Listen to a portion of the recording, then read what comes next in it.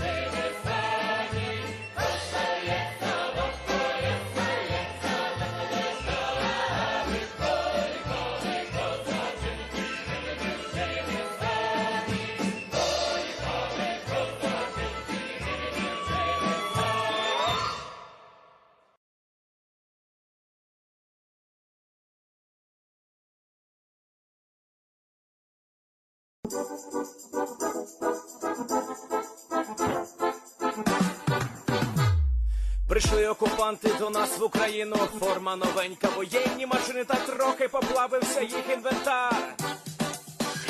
Байрактар, Байрактар. Російські танкісти сховались з кущі, щоб лаптем посьорбати довбані щі, та трохи у чах перегрівся навар. Байрактар, Байрактар. Приперли зі сходу до нас барани для восстановлення великої страны. Найкращий пастух баранячих отар. Байрактар, Байрактар. Їх доводи всяке озброєння різне, потужні ракети, машини залізні, у нас на всі доводи є коментар. Байрактар, Байрактар. Вони захопити хотіли нас зразу, а ми зачаїли на орків образу з російських бандитів, робить примар. Байрактар, Байрактар. Російська поліція справи заводить, там пивцю рашистів ніяк не знаходить, хто винен, що в нашому полі глухар.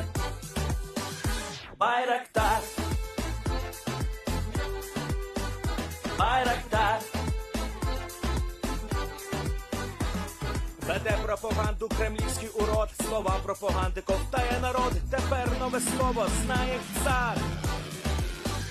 Байрактар. Байрактар. Байрактар. Байрактар. Байрактар.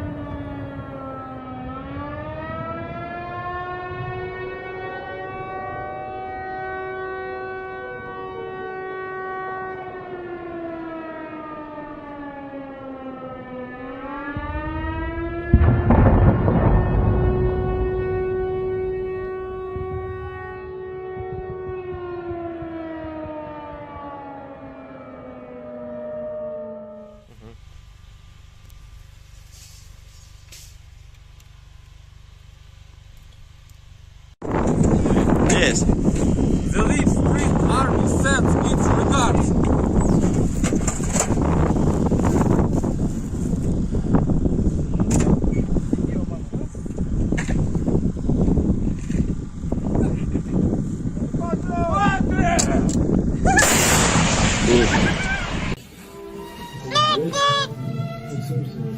О, бля! Игорь!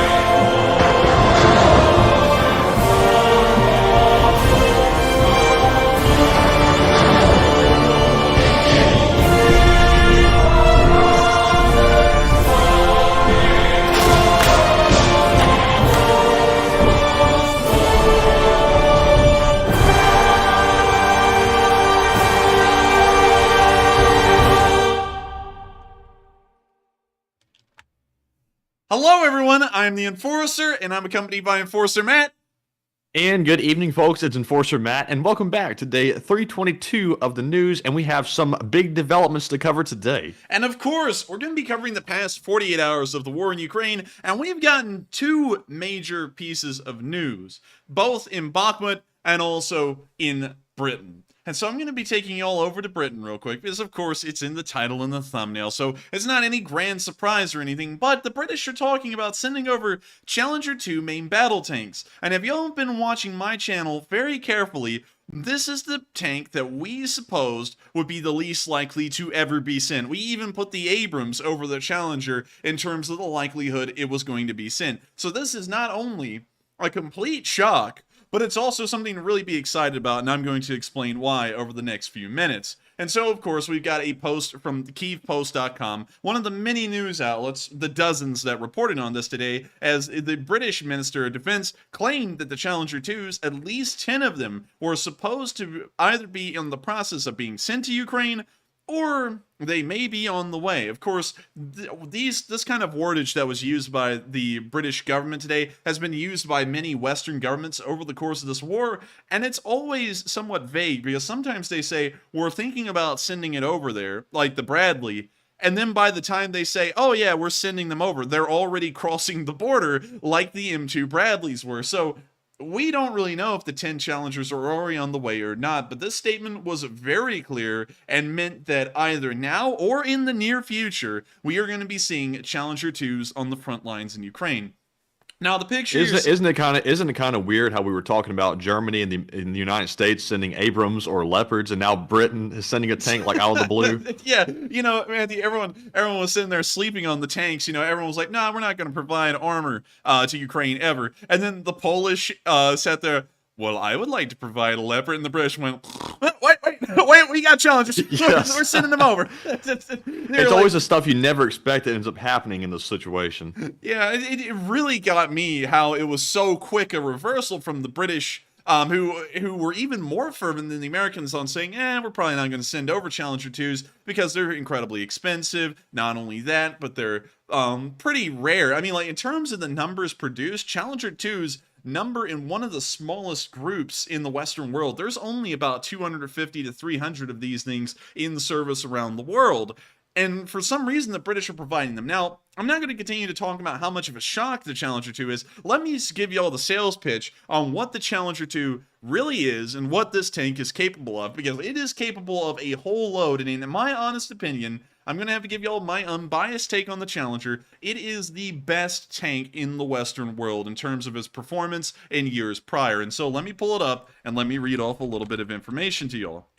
Of course, some of this information we don't really have clear statistics or statements to make because, for example, the penetration qualities of an armor-piercing, fin-stabilized discarding sabot, which is the dart that the Challenger uses, we don't have any information on how much firepower is behind that shell. So we really have no idea what it can punch through. We have an idea, though, that the Challenger 2 can punch through just about anything out there on the battlefield. And not only that, but the armor that the Challenger 2 uses, called Chobham armor, is supposedly also, there's Chobham and Dorchester. It depends on what variant. And they also use, I believe it's Dorchester tiles on the side in the theater entry standard variants of the Challenger 2.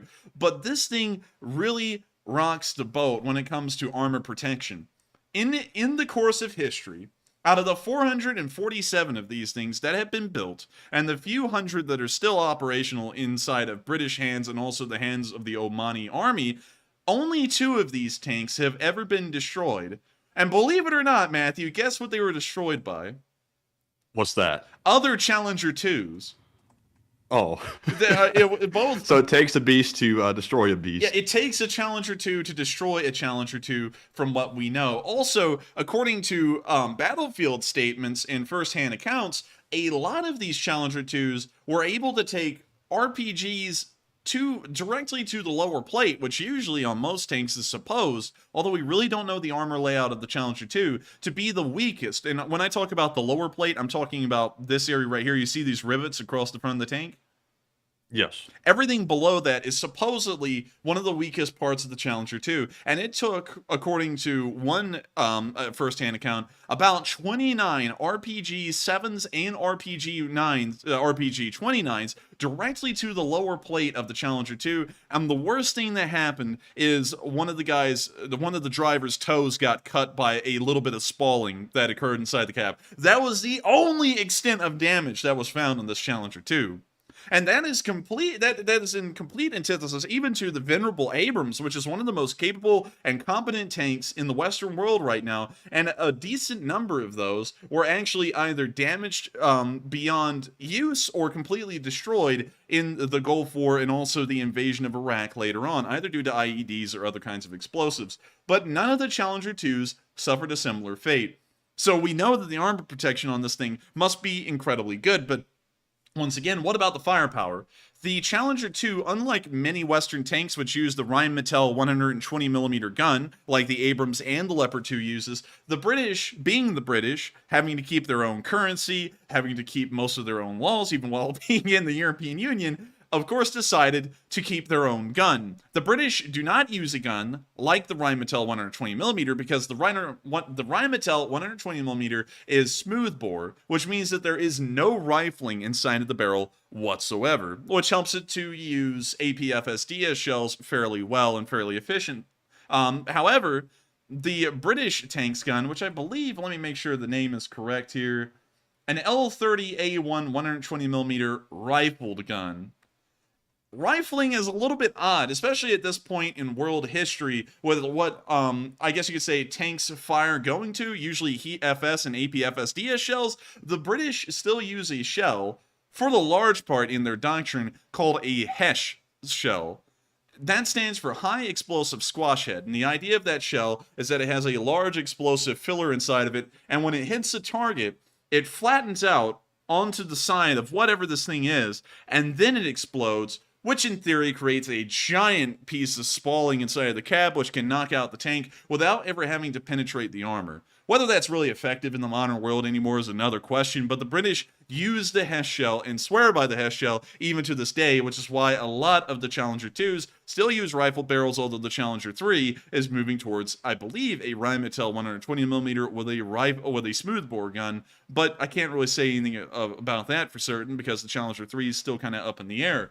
Anyways, I have a lot of faith in the Challenger 2, and I think it is one of the best tanks in the Western world, and for the longest time, I was somewhat disappointed to think that in terms of practicality, this would probably be one of the ones that would be least likely to be sent. But now we see that the British are talking about sending 10, and 10 of these things have the possibility of turning this entire war around. Nothing that the Russians have at this point can compare in either maneuverability, in firepower, and armor protection to the Challenger 2 main battle tank. And so the idea of 10 of these being sent into Ukraine, they would practically be indestructible, at least in theory. Of course, everything can be destroyed, and I'm sure that eventually, if these things were used enough or used carelessly, one of them would end up being destroyed, but it would take a lot to end up destroying one of these Challenger 2s. And so with that, we're now going to be moving on from this incredible news. I mean, I'm just blown away, honestly. And also, not only that, the Challenger 2 is a cool looking tank. I mean, like, look at that thing and tell me that is not an incredibly good looking design. Yeah, it looks pretty cool. I like it. I gotta admit though, I like the sleek like profile of the Leopard a little bit better, but this one looks pretty chunk. Oh, get out of here. I still say it's a really good tank, and I can't wait to see this thing in Ukraine if it does get sent. It's still, they say it's up in the air right now, but usually when statements like these are made somewhat clearer than normal, where it's kind of like, you know, we might be sending them, we might not be sending them, but they're kind of all at the table right now. This one's more like, we're considering it. And whenever anyone has said so far in this war, we're considering something, that usually means it's already in motion and they're just waiting to make the official statement here in the future. With that, we're now going to be moving on from the Challenger 2, and we're going to be moving over into Russia real quick, because before we get to the Bakhmut situation, which has really taken off and most of our news is in the Bakhmut area only today, I want to take y'all to a brand new propaganda ad that's been put up in Russia to try and get more people to join the Russian armed forces voluntarily, so that way hopefully in the Russian government's eyes they won't have to call up another partial mobilization. This, Matthew, I got to prepare you, Matthew, because this is about to be extremely awkward for both you and me. It's just a very weird commercial, and I got to get you mentally prepared for this because I watched it earlier, and I couldn't believe what I was seeing. So, with that, here's the video. I just want you to be ready.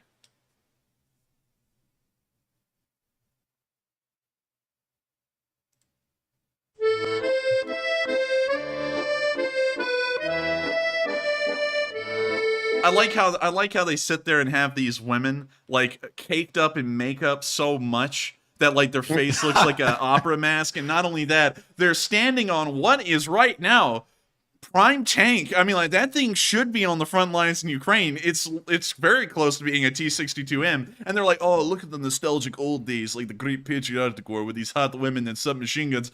And that tank, it's like they're trying to call back to the old days, but this tank is being used by the Russians right now. Like, it's like, what are you doing? This one was just cringe. I don't even know what this was supposed to be. Also, you can tell that this PPSH is fake.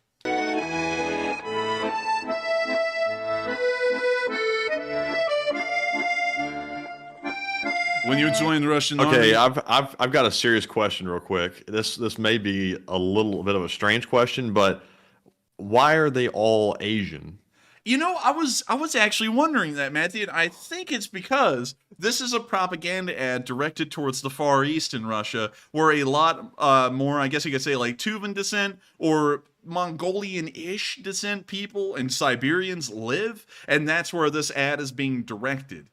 Because notice that, like, once again, like, to appeal to people in the west of Russia, which live a little bit more of an advanced life than the people in the east, they would probably have, you know, like, what they normally depict as the true Russian people in Western propaganda, and they would also be trying to make the Russian army look incredibly modern and incredibly cool, but right now they're trying to pull everything out to try and appeal to what I would think would appeal to the Far Eastern people in Russia and try and make them join. But still, it's all just so bizarre. Also, like, this part right here, Matthew, it's like, yes, when you join the Russian army, you too can, you know, adjust the medals on a decently good-looking lady. Like, it's like very interesting that she's adjusting the medals in a certain spot anatomically, as compared to this lady just doing it herself. It's trying to send like a little bit of a message.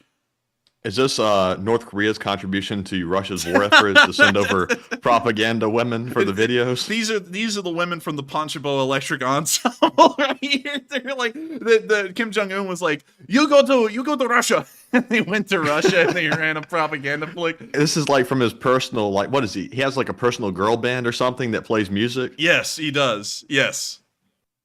Yeah, something like that. Also, I see a lot of people in the chat saying this is giving serious vibes of a certain direction. Yeah, I'm not gonna. I have no comment. Anyways.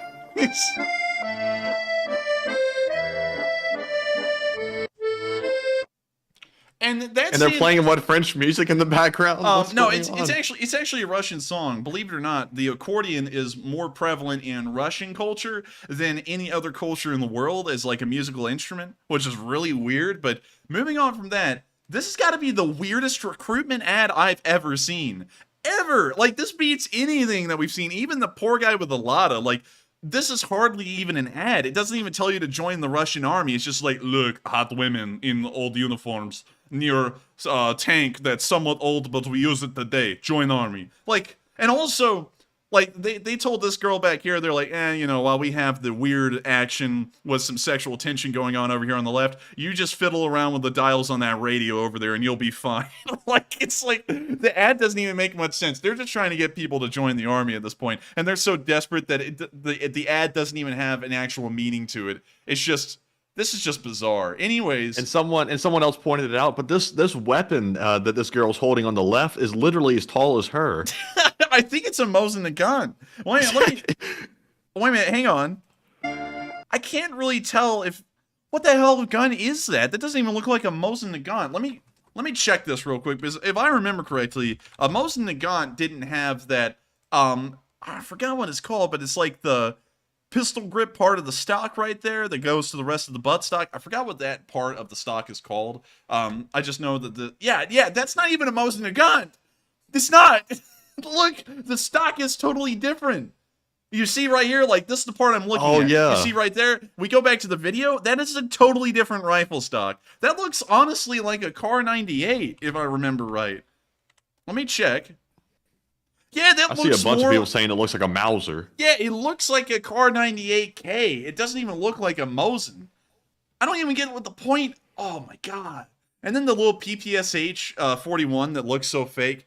This whole ad is a piece of work, I've honestly got to say. And if anything, it makes me feel very concerned about the kind of people that the Russians are recruiting. Because if you're getting recruited voluntarily by an ad like this, what the hell are you doing in Ukraine? Like, you know, in your free time? You know, that's like, honestly, this is a hilarious ad. But when you think about it seriously, what kind of pervs are the Russians starting to recruit now that are just wandering around the rear lines of Ukrainian occupied territory around Ukrainian women? What the hell are they going to do to those people? Well, You know, it is Russia. It is Russia, and these kinds of ads always lead a little bit of concern in my head, especially when you talk about what the Russians have done and we've seen on film and what these ads are kind of suggesting. But anyways, we're going to be moving on from this crazy weird ad. Once again, I haven't even seen anything like it in the war at this point in the war at all. And so we're going to be moving on from Russia, and we're now going to be moving on.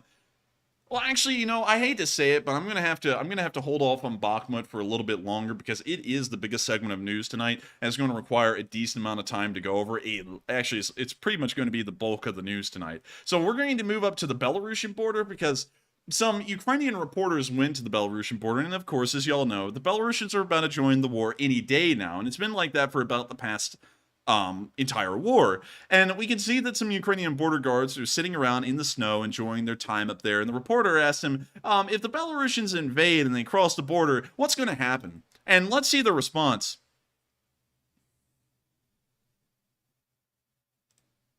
Якщо вони все-таки полізуть, скільки кілометрів вони зможуть пройти? Не знаю, метр-два максимум. Тобто, думаєте, Only a meter or two, Matthew. That guy's very confident. I would шансів в say. них пролізти Ну, і навіть, 2 метри в землю, і все. навіть до Коваля шансів немає. Oh, he roasted him. He's like 2 meters down in the ground. See, that's what he means by a meter or two. And he even accounted for the shallow grave. She's like, maybe a meter, but at least 2 meters, most likely.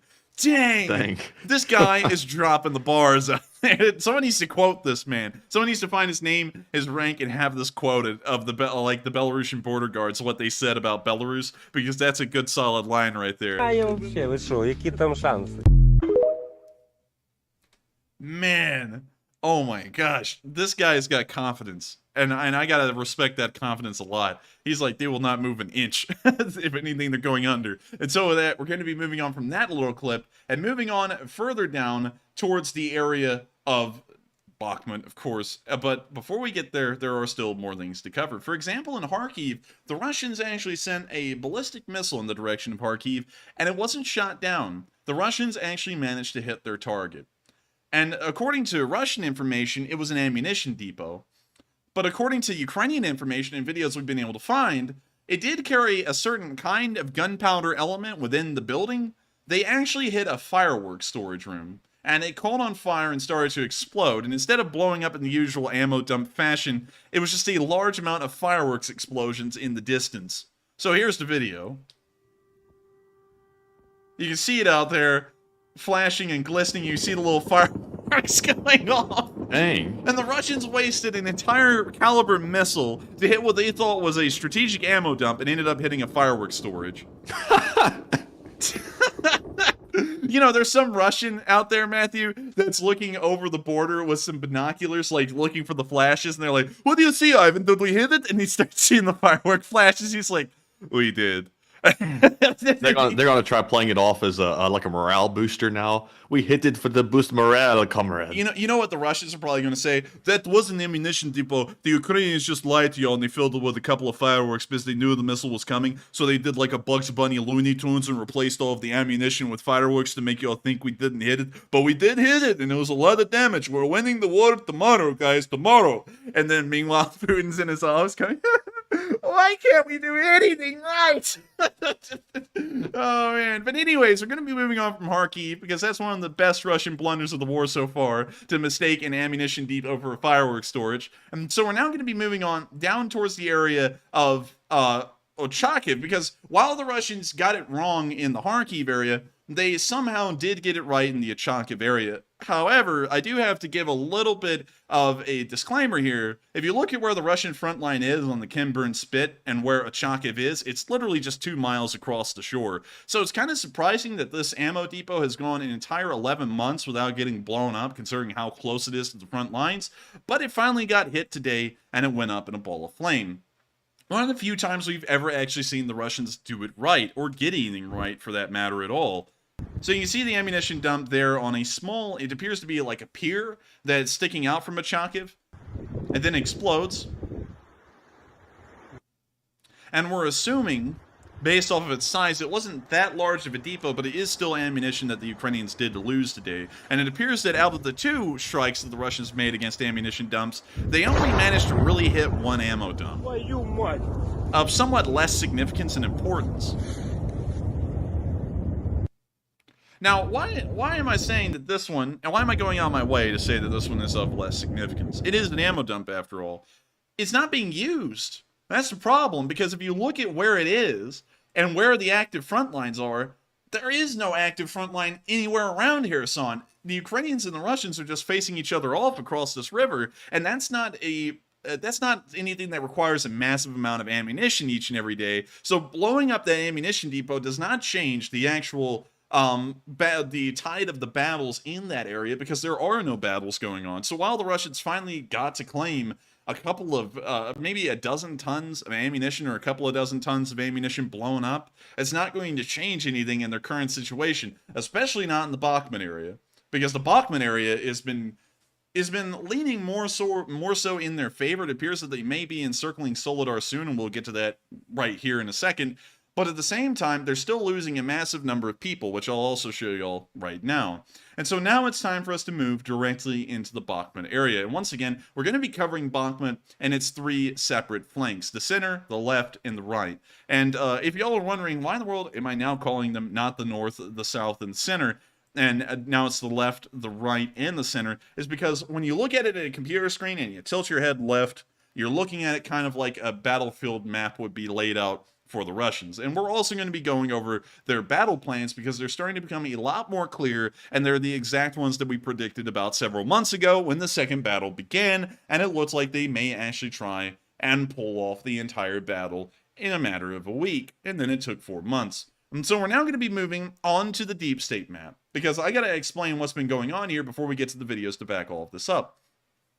And so if we look over the past 48 hours, and we go from the 10th, which is today, to the 9th, and then to the 8th, we can notice 2 somewhat significant movements, at least in the size of this battlefield, which is that the Russians have now moved a decent amount of forces directly south of the town of Soledar through the fields, and they also now are starting to move up onto the small hill that is behind the salt mine, which is somewhere around here, and they may actually force the Ukrainians to withdraw from the town of Soledar and move back and make defensive positions in the village of Blahudatny and Krasna Hora as well. So if we look at that map and we go to Bakhmut, let me find it, and then we go up to Soledar, we can see that the Russian forces are somewhere about right here.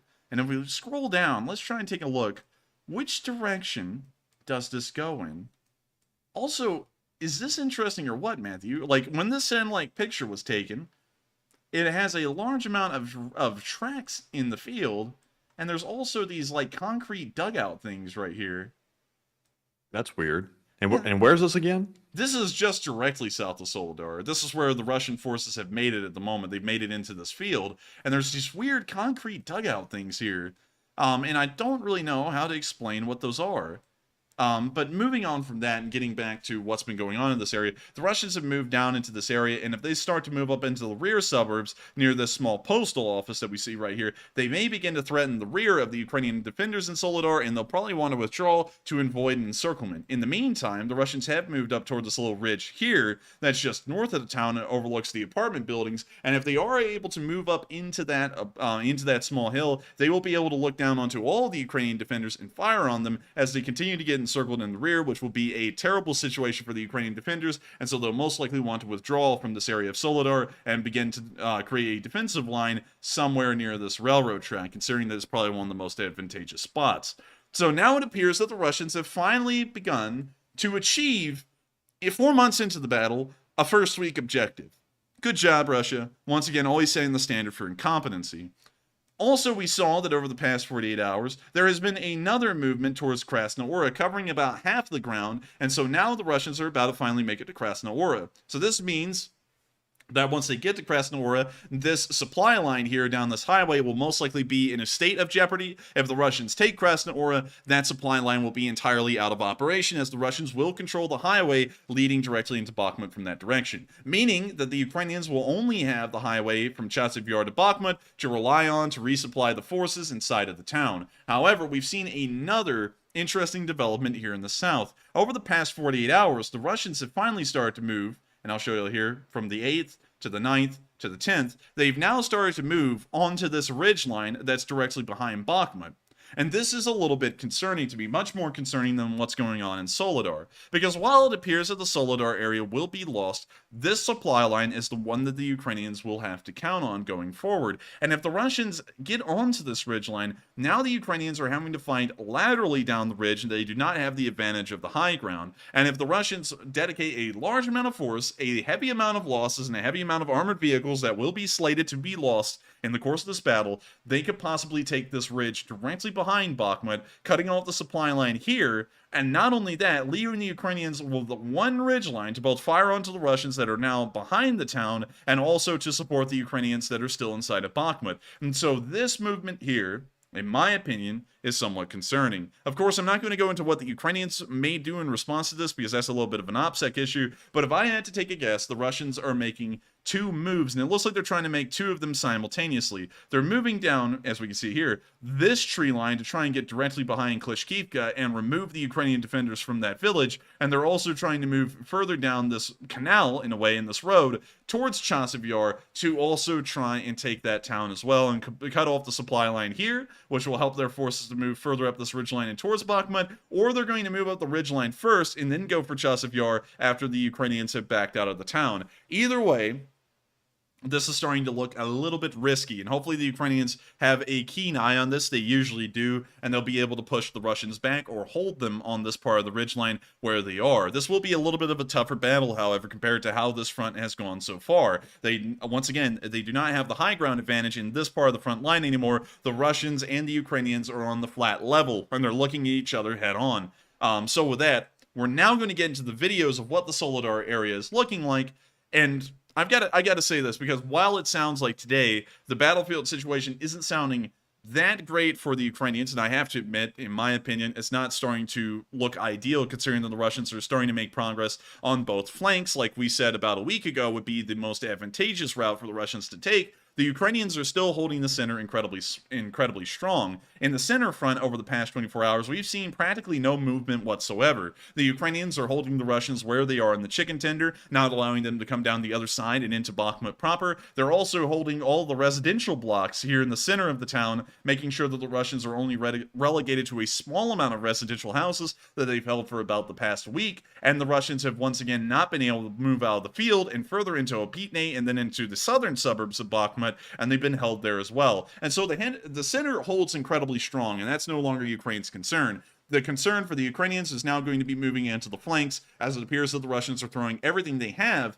into these areas. We've also gotten an indication that the Russians have changed their tactics, and they're starting to bring some of the best gunners that the Russians can provide for their artillery forces into this single area onto both of these flanks to try and finally get somewhat accurate artillery fire on the Ukrainians that will support their infantry a little bit better. And so we may see that losses from the Ukrainian side, if we ever saw them, would increase a little bit here over the next coming weeks, because the Russians may actually be fielding somewhat more accurate artillery fire that may be hitting them a little bit more. And so once again, I asked that all of y'all, if y'all can, support anything that is getting any kind of support to Bakhmut, because if anyone needs it right now, it is the defenders of Bakhmut. We're now going to be moving on into the frontline news in the Soledar region in the right flank, and we'll be moving our way from the right to the center and down to the left flank. So starting off, we saw a somewhat close call where a Ukrainian soldier got a close shave in a way. We see him looking into the distance at some artillery falling down on Soledar. And we hear an artillery shell explode right around him, and he takes cover into his dugout, and he's running down the trench. And the artillery is coming in like rain. But luckily, they were able to avoid getting completely obliterated and were able to get to a dugout in time. Luckily enough. Брат, пиздец. О, блядь. Тачка в небі, нахуй. Тачка в небі. With And you that, can tell by the tone of his voice that was a close call on that one. that was a very close call. And did you also hear how quick the barrage was falling on? It was like boom, boom, boom, boom, boom, boom. It was an entire battery that had been levied against that specific trench for some reason. I don't really know why. There was like, it didn't seem to be a pertinent trench. It was about 2 miles away from the other barrage that we saw on film, but for some reason they targeted them as well. But luckily, they got out of it okay. Moving on into the next clip, inside of Soledar, we also saw that the Ukrainians are still fighting the Russians head-on in the salt mines. It appears that the Wagner group, while trying to move around the outsides of Soledar and into the rear, they're also still directly fighting the Ukrainians inside of the town of Soledar, currently in the salt mine. Once again, this footage confirms that the Ukrainians do still hold the salt mine in its entirety.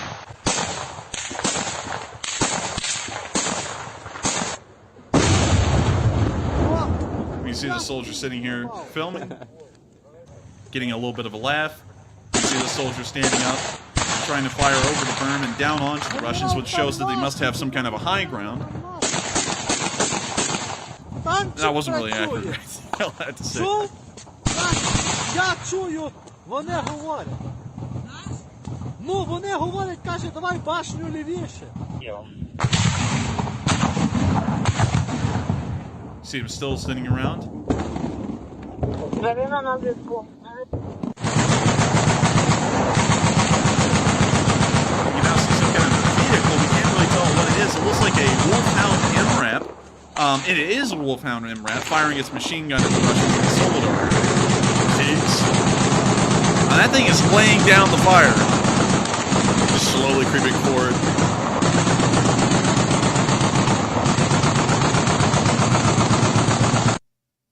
And that's the end of the video, but once again, fairly interesting to see and good to know that the Ukrainians are being supported by those great British donations that are the Wolfhounds, hopefully being supported by the Challenger 2 here in the future, and that it looks like they're holding down the center area of Soledar if this film is anything to go by. With that, we're going to be moving on into the next bit of news where we saw a Soledar assault group, organized by the Wagner, being taken out.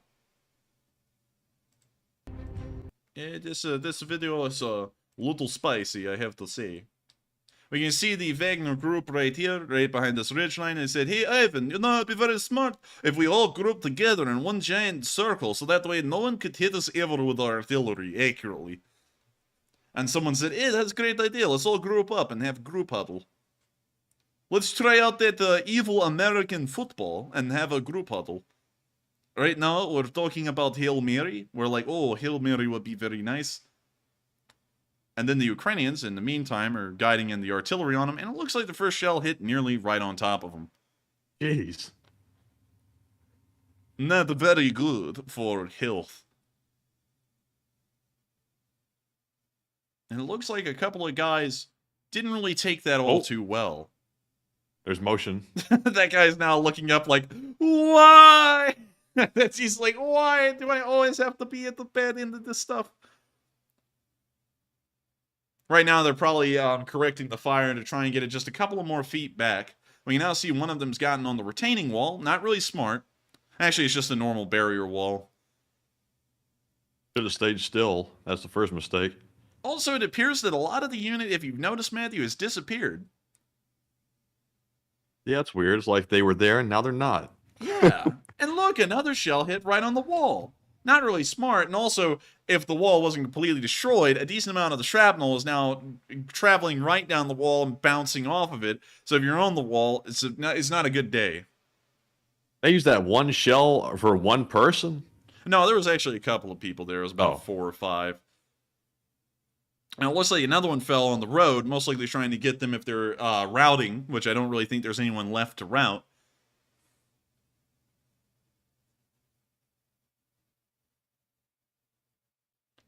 And now we're waiting for the next shell. It appears that we can't really see, or in the words of Ninja, the Fortnite gamer guy on YouTube, I'm not seeing a lot of movement.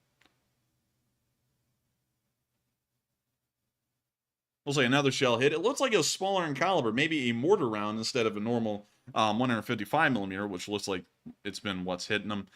And we can see some people sleeping, so fairly decent.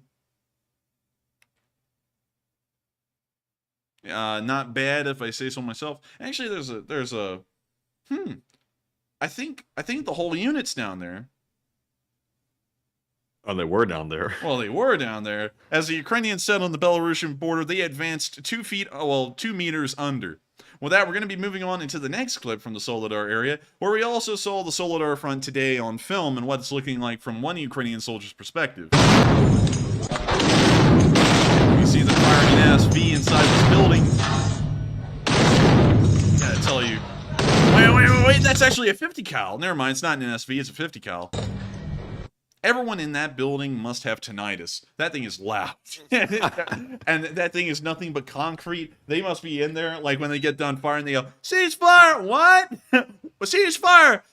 Heed the fire! Okay! It just keeps on laying down the fire. But anyways, that's the end of the video, and nice to see that they're continuing to hold the town of Soledar at the best they can. With that, we're moving on to the next clip, where we also saw some more artillery fire on Soledar. This time, this was Russian artillery landing on a certain spot in the town of Soledar that we're assuming was either a Ukrainian position at that moment, or it was a Ukrainian position earlier in the day and the Ukrainians had moved out of it. We're not really sure which, because we can't really tell if there's Ukrainian soldiers there or not. But one thing you'll notice about this barrage that's entirely different than any other barrage we've seen so far in this war is that the accuracy has improved.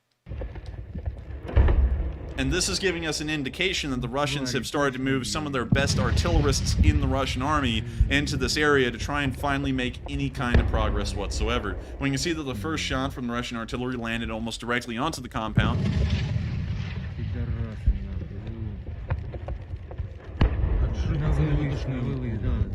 We see some smoke coming off the building. We can hear the Ukrainian soldiers discussing with each other as they watch this shelling. The next shell hits directly on top of the building, just about 15 meters away from where the last shell landed. And the third shell hit directly on top of where the second shell landed. And this is very bizarre. We've never seen accuracy like this from the Russians before.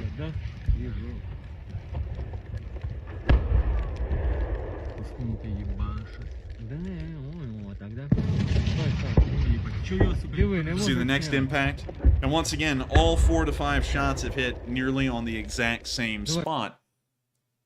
This is very rare. I can't even overstate how rare this is. We've watched hundreds of video clips of Russian artillery in action, although they're propaganda flicks. You can always tell that their artillery is so inaccurate, even in those, that they can never hit their target, to the point that Ukrainians will sometimes get out in the middle of a barrage and act like it's not happening because these shells are landing so far away from them in every direction but where they are. However, this is the first time we've seen anything different. All those shells hit on the exact same spot, and so we're assuming here on this channel, we can't really confirm it because the Russians don't give a lot of detail about their troop movements and unit numbers, and we try and get the best information we can, but they must have switched out one of the artillery units that are behind the lines to a different and more seasoned one that's been somewhere on the front lines, mostly inactive, and they're now being used in Bakhmut, because that kind of accuracy is rarely ever seen, and it's very interesting, and maybe leading the Russians to have a little bit of progress around the area of Soledar like we've been seeing over the past 48 hours. With that, we're going to be moving on into the next clip, which is a little bit behind the lines of Soledar, on the Ukrainian side, well actually on the Russian side in Pokrovsk, where we saw an ammo depot explode. And it blew up. I'll tell you that. Take a look. You can see the ammunition depot right there inside of a slightly destroyed house. We can now see that it had some explosive, an explosion. That's it, explosive. I was about to say explosive diarrhea, and then I was like, yeah, that doesn't really work. But anyways, we can see that the ammunition dump is still churning slowly, but it's got a nice white smoke coming out of it. And you all know the old rule. White smoke, ammunition, black smoke, a tank. And y'all can see right there, there's some ammunition in that thing because it's popping off.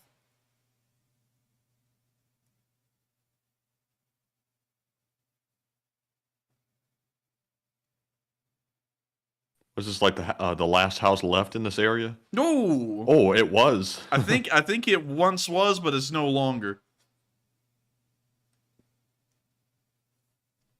Knowing the Russians, man, they'll go, Vadim, we lost the ammo dump. That's okay, just move it to this house right over here. It'll be fine. And then the Ukrainians will hit that Just one move it on next the week. side of the street now, like where it's visible to the drones.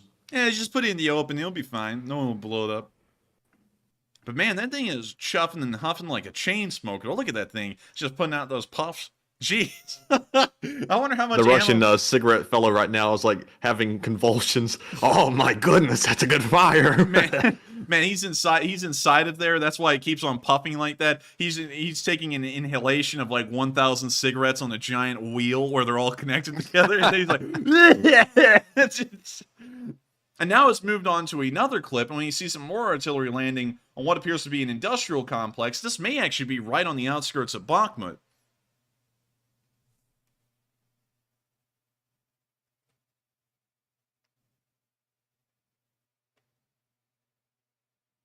And we see they're hitting some kind of what appears to be a storage building or something similar for this complex. And that's the end of the video. We didn't get to see what happened to the storage depot, but we did see that ammunition depot did get blown away.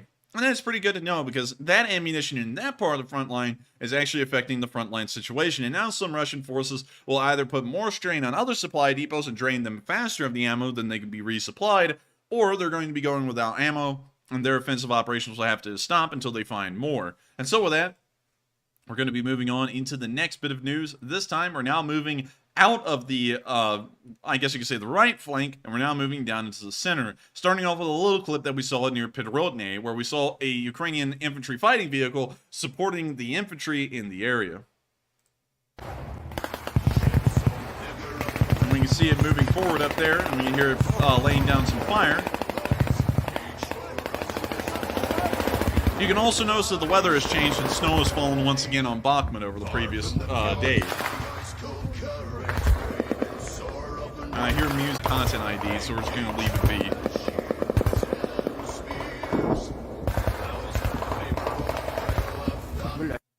Man, they called that thing an IFV. I only saw it for like 3 seconds. It just moved through the tree line and then it just disappeared, but you hear it in the distance. So unfortunately, we didn't get to tell what kind of armored fighting vehicle it was, but it was laying down some fire, and it appears that the infantry were being relieved by that vehicle because they were starting to peek their heads up a little bit more and focus more so on what the IFV was doing than the incoming fire in front of them. With that, we're going to be moving on into the next clip of news. A little bit more interesting than the last, to say the least.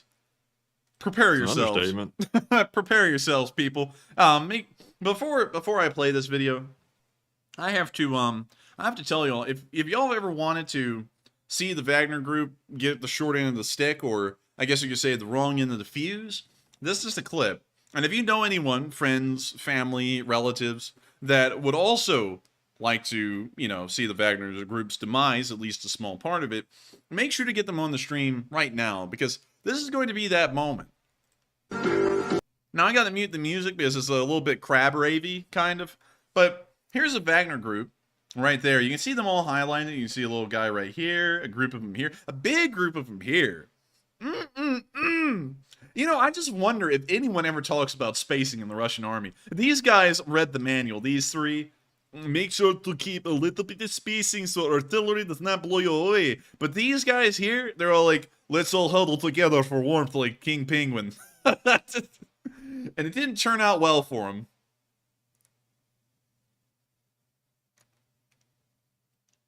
I think not turning out well for them is a little bit of an understatement, to be honest with y'all.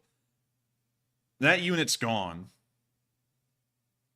One well-placed shell knocked out the entire squad.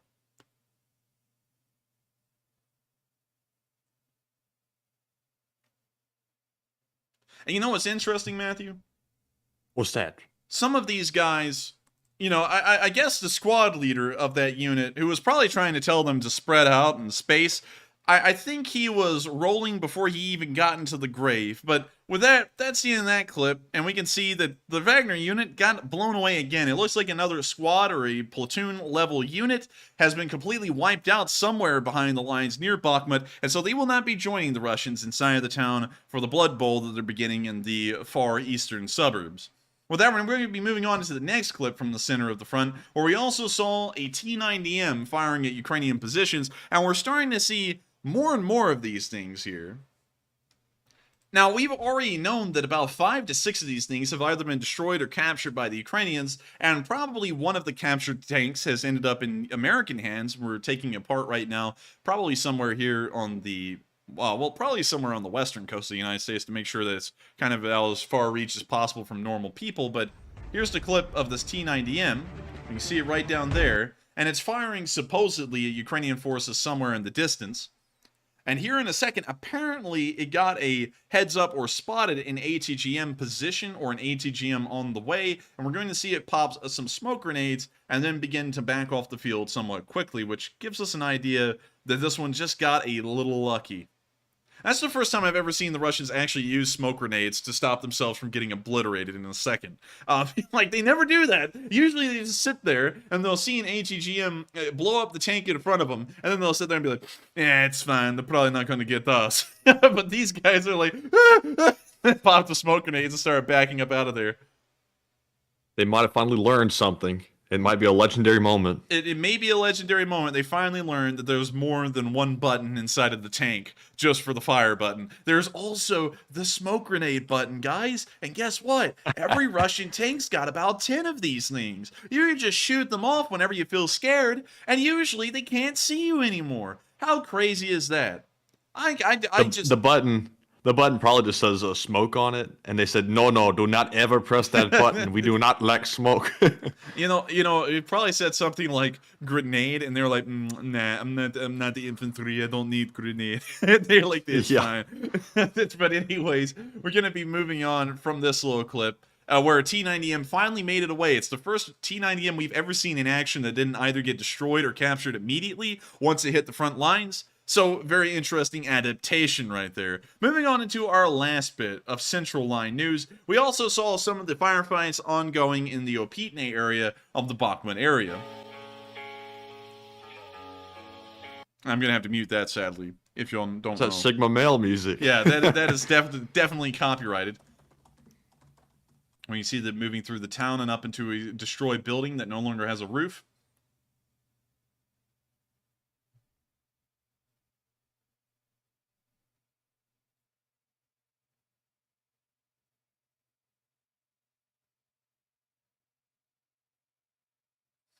We now see them moving further down the street through the destroyed buildings.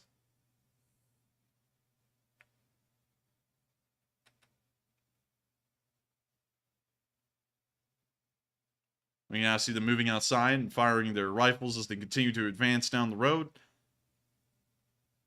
They're now trying to kick down a sheet fence, and it looks like they did that pretty easily. They're now moving through the fence areas and into another, I guess you could say, yard of a house. They're now moving through the destroyed ruins of one and looking into an opening of a shed or a basement. They're now moving once again through more fences and into the next abandoned house.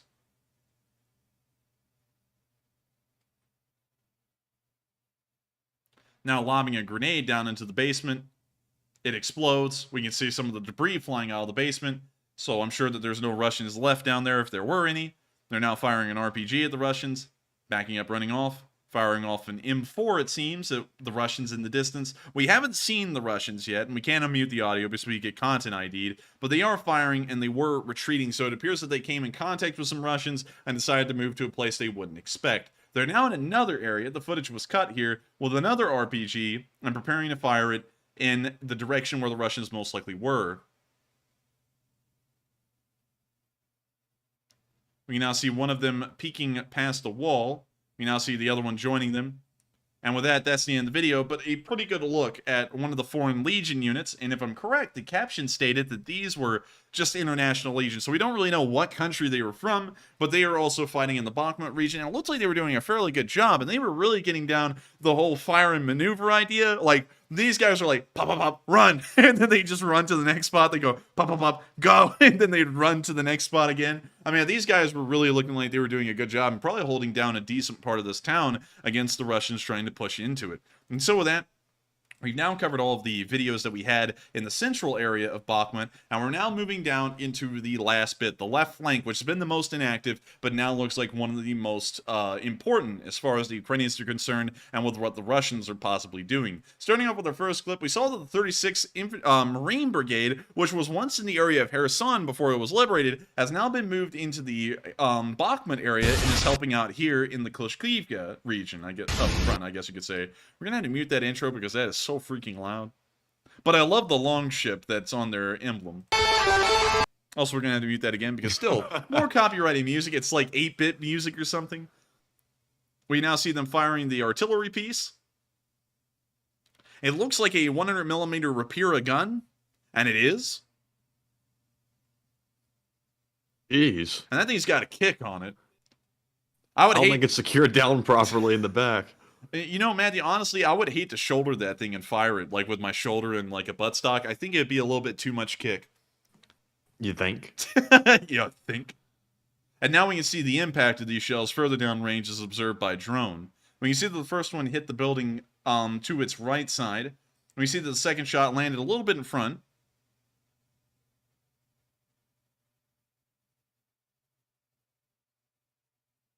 We now see the second shot hit directly, or the third shot hit directly onto the building. That building smoked more than normal. That building a little smoky.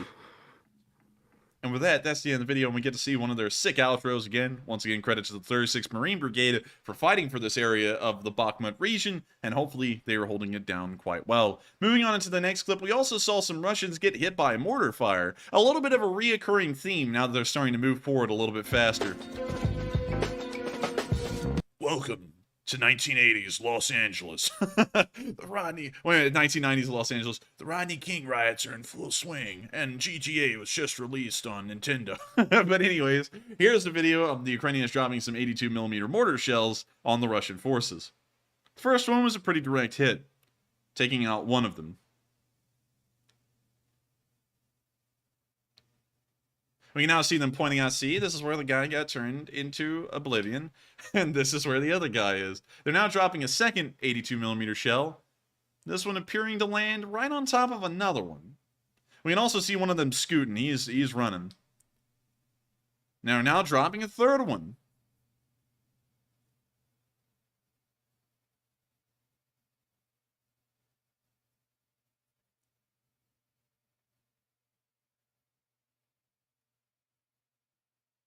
And with that, that's the end of the clip. But I gotta say, pretty nice to see. It's always good to see the drones in operation, and it's always good to know that they're also taking out the Russians as well. With that, we're moving on to the last clip from the left flank, where we also saw the Russians targeted with a grenade launcher. And this one was probably the most interesting. It shows why the Ukrainians have been using, and also the Russians, using grenade launchers kind of like mortars, where they just tilt them up at a really high angle and fire off a large burst of grenades, because y'all are about to see how effective this really is when accurately placed. Sadly, I've got to mute that.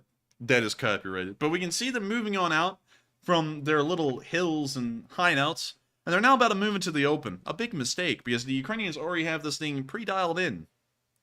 They already dialed up the number for Pizza Hut, is what I'm trying to say. And now we're about to see the mortar fire come in, and ooh! Zooey mama! One of them hit right here. Watch that again, Matthew. All of them were kind of doing a little spread, and then one of them just slammed down in the group of three. Ooh! He got very unlucky. And then one of them also got the guy over here to the left. So it looks like, all in all, they got 4 of them. And that's the end of the clip. And I gotta say, now, I've always been a little bit of a one to be skeptical about the grenade launchers like the AGS being used as, I guess you could say, small rapid-fire mortars, but this really shows the case that these little 40mm AGS grenade launchers in the Mark 19s that we've also provided really can do a lot of damage when you dial those things in correctly, and you're right on top of where they are. You can wipe out a decent bit of them quite easily. And so with that, that's all the news we've gotten in the Bakhmut area. And right now, it looks like the Ukrainians are still holding the front fairly well, but the Russians are making some worrying progress both to the very south, near the Chasiv Yar direction and the Klishkivka direction, and also in an attempt to encircle Soledar. And so we may see that the Ukrainians lose Soledar here in the next few days and set up defensive positions further behind the village.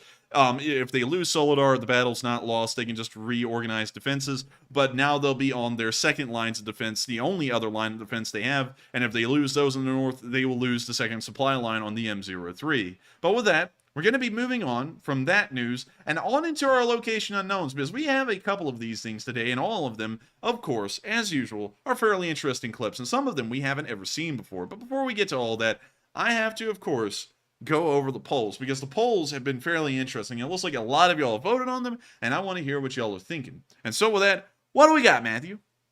All right, so for the first question segment, we have 3 polls to address this time. We've had some pretty contentious ones and some more mundane ones. So the first one we have says, are you surprised to hear that Britain might be sending Challenger 2 tanks to Ukraine?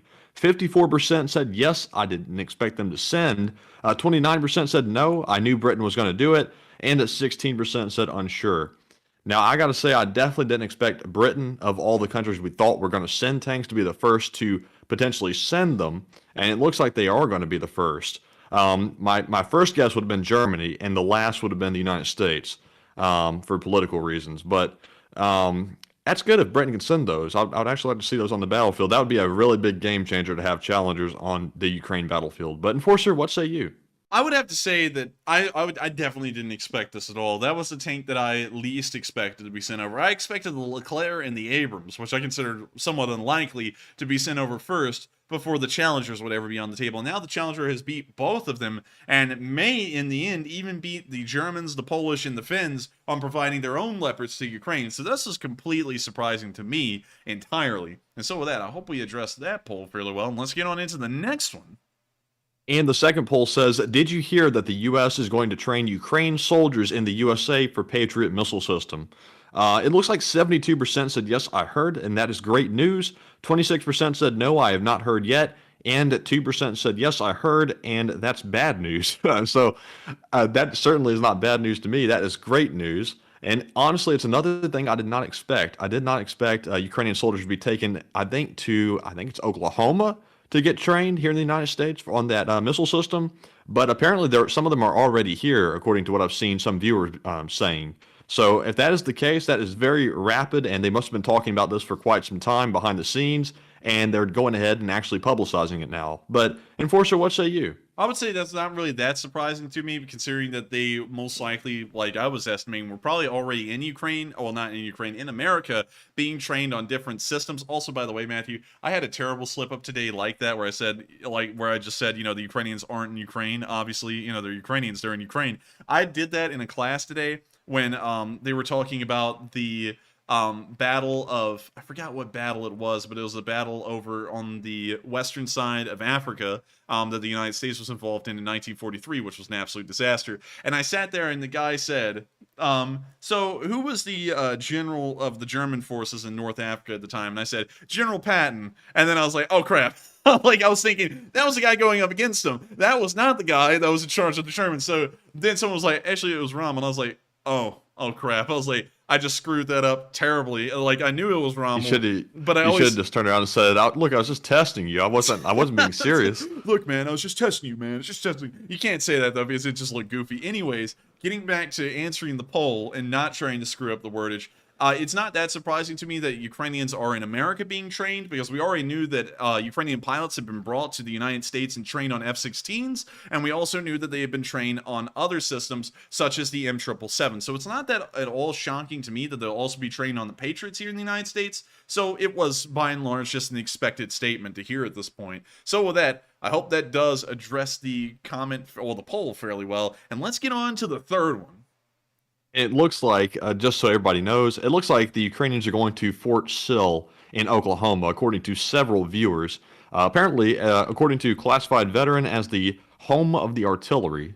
So that would make a whole lot of sense that they're going to the home of the artillery. Let's see if we can find it on the map. Fort Sill, right here. All right, so let's take a look. Let's take a look-see. And I think, if I had to take a guess, This is the artillery range. Notice that the terrain looks like it's a moonscape. Yes. And- Are and these also- like vehicles they've hit? Yeah, also notice the old M110s that they have sitting out here in the field that have been mostly destroyed. This is definitely the artillery range right here that you're looking at. And then if we go further down, we can see the blockhouse, which I'm guessing they used for... Actually, wait a minute, hang on. This must have been a blockhouse during the American expansion west that could be used to defend against a Native American attack, because that was actually quite common, so they had to make preparations for that. And then this looks like the hardened shelter storage for the ammunition, but where is the firing range? I'm supposing this might be it.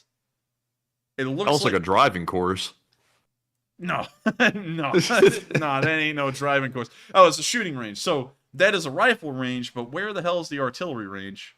That looks like a pistol bay, honestly. Where the hell is the artillery range? Good lord.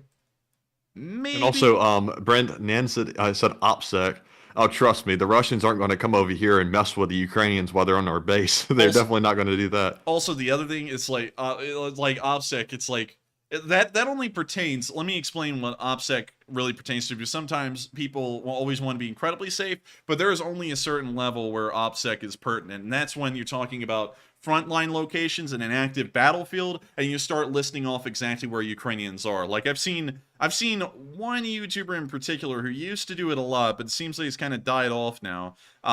And I'm not listing his name, but don't go around telling every YouTuber on earth like some of y'all did one time, he's talking about you. No, I'm just saying this as an example. They would sit there and be like, okay, guys, so, you know, it showed on the film that the Ukrainians took a video in front of this house, and so they're right here. Glory to Ukraine. And okay, and on to the next town. And I'll be like, what are you doing? Like, that is what OPSEC pertains to. You're not supposed to say exactly where they are at that moment. That gets people killed. And you never want to do that because that's dangerous. Beyond that, though, I'm like pointing out stationary structures like bases, like Ukrainian airfields that are used for their military, is not really OPSEC because they're so large and visible, and they've been there for so long, usually since the Soviet era, that the Russians already know about them. And also the Russians know about every single American military base, much like we know about every single one of theirs. You can pull up a map on Wikipedia that will tell you exactly where every single air wing in the US Air Force is stationed at this very moment, and also where all of the Russian air wings are stationed at this very moment as well. So OPSEC really doesn't apply there because it doesn't exist in the first place.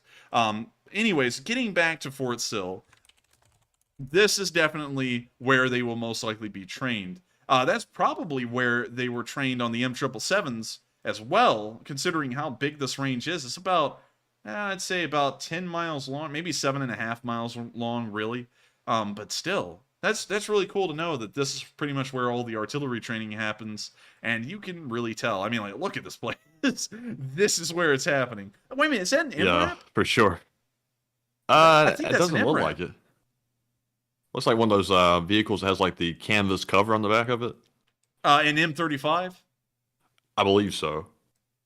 But man, some artillery pieces that were tested out here must have been massive, because the craters are just monumentous in size compared to the little ones. I don't know what caused the little ones, and some of these things look like they've literally, some of the craters are so big they've turned into ponds. That's when they were testing the mini nuke.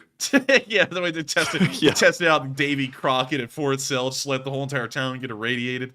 Honestly, But seriously though, I saw a Chick-fil-A down there, by the way. Oh but my God, if look, the Ukrainians Geronimo's are grave is actually, right here.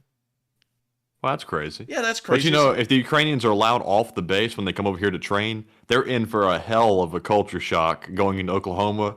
Like they're going to be like, oh, a Chick-fil-A. They're gonna be like, this is an interesting place. What do you mean you have to use a car to get everywhere? Why can't you just walk it? Oh man, you know what they need to try? They need to try Chick-fil-A. They need to try Raising Cane's, although kind of overrated. Well, actually, Raising Cane's is a good one. I forgot it's the other one that's not that great. And then, as fast food, Panda Express. And then also, they got to try it though. They got to try it to know what it's about. And then Put us down on a street view in this place, and let's see what this looks like out of curiosity, real quick. Oh, it's not that bad. Applebee's. It's very flat, like Oklahoma is. Yeah, it's very flat like all the Midwest. One time I heard a friend, Matthew, that lives in Nebraska, his dog ran away, and he could still see it while it was running away 3 days later. Yeah, it's like, where's the dog trying to go? It's just like nothing out there. You're running into the desert. Better yet, Matthew, what the dog doing? What's that dog doing, though? What the dog doing with the butter on top? Anyways, it's a nice town. It's not that bad looking. And so with that, thank you so much. I don't know who the viewer was. Do you know their name, Matthew? I'm not really sure. I think classified veteran. There was a ton of them that said where it was. Yeah, classified veteran, I think, was the first one that we called out. I got to thank you so much for pointing this out. They're probably being trained here. They probably definitely are being trained here, and that's really cool to know where the Ukrainians are. Maybe Matthew and me will drive out there and ask them some questions, or get arrested by base security. Who knows? But anyways, once the base security sees a camera, it's over. Like you can have somebody that's actually dangerous going up to the base. They're not going to do a thing, but if you walk up with a camera, you're going to get got. Bin Laden could come back from the grave, and they'd be like, "Yeah, you can go through." You come through, and they see a glint of a microphone and a camera. Wait a minute, what's that? Put your hands up. Put your hands up. Get out of the car. But anyways, with that, we are going to be moving on. I think that was our last poll, wasn't it? So we have one more poll to go, and this poll says, is Soledar at high risk for a Russian takeover? 78%, which is the overwhelming majority, say yes, Russia is pushing very hard there. 14% said unsure, and 8% said no, Ukraine is holding just fine. I would have to sadly agree with the majority on that one. It seems like Soledar might be a loss. I really can't tell what the Ukrainians are planning to do with that. If I had to take a stab at it, they might be backing out of that area completely, but I'm not really sure exactly what's going to happen with it. But it's not the end of the world if they have to back out of there. But, you know, it is what it is. So, Enforcer, what say you? I say, looking at the current situation right now, looking at this frontline situation, the Ukrainians are most likely already preparing to withdraw from Soledar, the town, and move further back. The Russians are clearly going to be creating I guess you could say an encirclement here soon, closing in this opening and creating pretty much just a pocket of Ukrainian defenders. So they're probably already in the process of withdrawing right now. However, if possible, they will continue to fight the Russians as they retreat to try and inflict as many casualties as possible. Once again, it is a defensive battle. So while they, of course, want to hang on to the key city of Bakhmut, the objectives elsewhere are just to ensure that the ground the Russians take costs them so much in lives and material that wasn't ever worth taking in the first place, and the battle will not be able to ever progress into its end phase, which we most likely won't see, especially at this going rate. So with that, I hope that answers that poll fairly well, and now it's time for us to get on into the questions. And so with that, what do we got? All right, so first up, we have a $50 super chat, very generous, from Fly Eagles Fly, who says the Eagles are the NFC East champs. Have a great show, guys, and keep it up. I love that Ukraine stood up to the point where you guys are still going, and hopefully a Russian pullout happens sooner rather than later. And I got to thank you so much for the support. And, of course, thank you, Fly Eagles Fly, for helping us out tonight. It helps this channel to keep on running. And I forgot to mention to all of y'all that we ended up raising, I believe, hang on. Let me go back and check. I got to check this real quick because I didn't tell y'all what the fundraiser had raised at this point yet tonight. So everyone give me just a minute. I'm going to let y'all know. Because Sunday's fundraiser wrapped up and I didn't even tell y'all how much we raised at the beginning of this stream. So let me find it. It is the Doctors Without Borders fundraiser, which really narrows it down for me. So let's see. Help the Ukrainians. Help Doctors Without Borders. Help Ukraine. Let's see. Scroll down. Help to aid the people of Ukraine. Let me see. Is this the one? This is the one. We ended up raising on this fundraiser $7,023.03 at the very last count. So an incredible fundraiser, and I got to thank you so much once again, Fly Eagles Fly, for supporting our coffee fund or our Fly Eagles Fly fund, and also helping us to keep this channel running for so long that we were able to help out and raise $7,000 exactly again. It's unbelievable to think that we've been able to do that once again for like the 40th or the 42nd week in a row. And I got to thank you so much once again for the support and helping this channel keep on running so that way we can keep reporting this news and also helping out with the fundraisers. And so with that, thank you so much once again for the support. I hope we addressed the comment fairly well. Of course, football is politics, and we don't want to get into a slaughterhouse war tide. Gotcha. Anyways, with that, we are on to the next one. And also, for that fundraiser amount. Why did it sound like Mickey Mouse on that one? Like that. My the lawyers are coming down again. Yes. But anyways, up next, we have a $25 super chat from Margaret Hemsley, who says, because you do all the hard work and deserve it, and a 24-hour live stream, if you do one, will get you plenty of rabbit holes from the LSA. And thank you so much for the support. And I'm still thinking about doing the 24-hour one. It's just that right now I'm trying to figure out how that works, because now I go to college once again in person. The semester just started yesterday. I'm going in person every single day of the week, which is now eating up a decent amount of my time. And I'm starting to try and wonder, how in the world would I do a 24-hour stream? Would I email the professor of the class that it'll be affecting saying, hey, I can't show up today, I'm doing a 24-hour stream? I don't really know how that's going to work, but I still want to do it. I'm still going to try it. And if it works, it works. If it doesn't, it doesn't. But still, thank you so much once again for the support and helping this channel to keep on running. We've been reporting on this war for 322 days now, and we're not going to stop. Even if it passes the 365th day, we're going to keep going all the way until the very end. And so with that, thank you so much once again for the support and helping this channel to keep on running. And with that, we are on to the last question of the segment. All right, and the last one goes to Lori Hill, who puts in a $20 donation and says, it is amazing how when it starts, the floodgates open wide, weapons flow pretty quickly, and what is your opinion on Ukraine losing Soledar and Bakhmut? Is Prigozhin after the mines, and could tanks help this? Thank you for the support, and a good question. However, it's a little bit presumptive to say that they've lost Bakhmut completely. They have not lost Bakhmut at all, and they still hold on to pretty much the entirety of the city. So I can't really have any comments on that because this hasn't happened yet. But in the Soledar area, it's not that surprising considering the amount of movement we've seen, and also considering it's taken them 4 months. When people are generally very fickle, and it always makes me somewhat hesitant every once in a while to say things like the Russians will take Soledar, because they will at this point. It's very clear with how the front lines formed. That's inevitable, because people will go, oh my god, the Ukrainians, it's over! You know, they'll freak out. You know, they'll have a fit. But the honest truth is that it's taken them 4 months to take the small town that is only a part of the objectives they need to secure to take the town of Bakhmut itself. So it's not that severe. And also considering that the Ukrainians have inflicted somewhere probably around 10,000 dead just for them to finally get within eyesight of taking the first objective of the 2 main objectives in this area, in the right flank. That doesn't really seem like winning to me. That seems like taking forever to do something that doesn't really amount to much. This is like taking Severodonetsk and Lysychansk, because if y'all noticed, that was a big deal when it happened, and it was. Those were 2 major towns. Each one had about 110,000 people living in them each. The Russians took them, and they only made it about 3 miles beyond the city before they were completely stopped, and they never made it further than that again. They never pushed out beyond that. They're still stuck in Verkno-Kamyanka right now, and it didn't amount to anything. And so, for Soledar to be taken, which is a much smaller size, we pull up the population of Soledar to get its strategic importance. Soledar, Ukraine.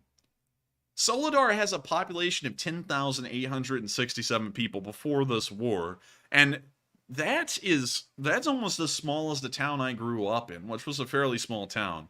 And so it's not even that big of a deal. It's of course unfortunate the Ukrainians will lose it, but I'm not going to sit there and go, oh, they've lost the whole entire battle, because they've lost one flank and they've now moved into their secondary defensive positions. It's just not that big of a deal to me.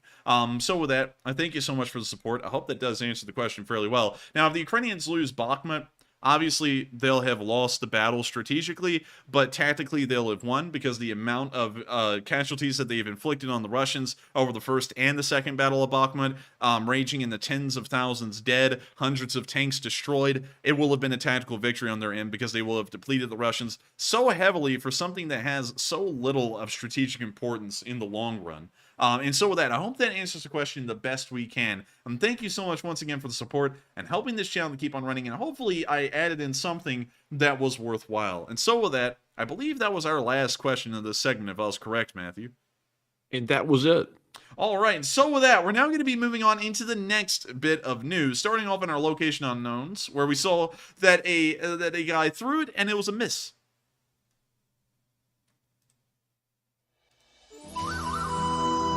Now we can hear the Zen music playing. We'll have to mute the Zen music, but we can see a Russian right there firing at the drone or something similar. He's holding something up.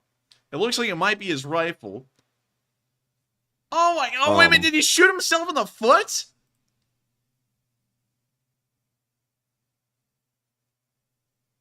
What happened right here? Wait a minute. Wait a minute. Am I seeing what I think I'm seeing?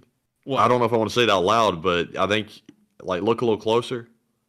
We'll look a little closer at what? Just say it out loud real quick, because I don't think I'm seeing it. I think this might be a suicide attempt. No, it's not, because he gets up. I've watched this whole video. He gets up in a minute. Watch. Boom. He goes running. He trips and falls.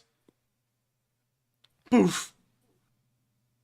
Was that something? Whoa, what? He's still moving? Yeah. What the hell is going on? I'm so confused at this point. Where'd that come from? I guess it came from another drone that was over him. That was, like, literally on top of him. Okay, wait a minute. No. Now I know what happened. All right, so he was shooting right here at the drone right above him. So something happens. I guess he saw the bomblet drop, so he just started running out of the way, and then he ran right into where the bomblet pretty much fell, and it exploded somewhere in his path where he was trying to run away. And now he's getting back up, but the problem is that a little bit of the shrapnel got him. And so he's about to get up in a second, you're about to see what got him. Well, where he got. He's like, блядь, this is not good, my toe. So he gets up. He's like, I'm going home now. Boing, boing. Starts bouncing away. Блядь, my toe. And then the drone pilot's just like, let it slide. He can go.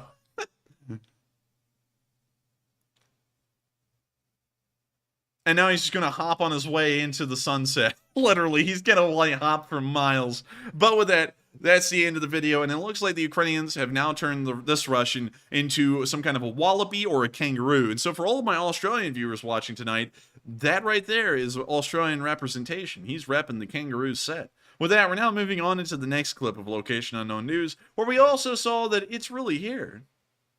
It's really here. It has arrived, everyone. The chain mail, or the scale mail. Remember, I showed y'all this a while ago, and we had indications from the Ukrainians that the Russians were actually using scale mail, which were like, that's highly unlikely. Let me take this over here real quick, because I saw something that looked cosplay-y. Yeah, I'm lucky that I brought this over here before I popped up the images, because, of course, there is a bunch of nearly nude women wearing scale mail, so that's good that I put it over here instead. So sadly, I will not be able to show y'all scale mail, but it looks just like this stuff right here that I'm showing y'all on screen. So here's the clip. Снова всем здорово. Всякую хуйню видел. Но в 21 веке, блядь, рыцарская кольчуга, блядь. И соответствующая дырочка в ней, блядь. It's a literal scale mail from, like, the 15th century. Номера, кому интересно. Такая хуйня малята. He said numbers for those interested. Сам в шоке. I'm in shock, too. And look how little protection it gave. The bullet went clean through. Who would have known that this, like, what is it, like, pot iron would, like, not hold up? You might as well just get cast iron pots at this point. Just put them over the center of your body for protection, because that will do about as good as this. How stupid. You know, it just blows me away. And once again, the mighty, unstoppable Russian army is using scale mail from the 14th century and putting cloth over it to make it look modern. Pathetic. And so with that, we're moving on into... They moved on. They moved on from their war museums to the medieval museums. Man, the Russians, when they say, I'm going to go medieval on your ass, they're being literal. Like, they're literally being literal right there. So with that, we're moving on to today's news. And also, did you notice that I said literal being literal? I actually didn't catch that. Yeah, that was a really stupid little bit of jargon on my end. Anyways, we're going to be seeing some Russian soldiers running for help.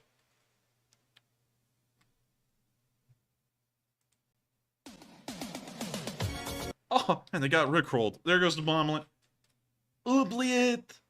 This is not good, bled. So this guy gets up. He's like, well, I've clocked out, everyone. I guess I'll see you around. Oops, wrong way. Oh. I guess you could say they gave him up and let him down. I guess you could say they let that thing down and he gave up. Looks like he's just chilling now. And that's the end of the clip. But I like how this guy just, right here, he's like, well, I'm leaving, everyone. I'll see you around. He just went walking off. Like, this guy, you know, this guy got it. And this guy was about to get it. He was just like, screw you people, I'm leaving. That's pretty wild, I gotta say. I mean, it's really crazy. So with that, we're gonna be moving on into the next clip of Location Unknown News, where we once again saw another Ukrainian sniper in action. And, of course, as usual, he's setting the standard.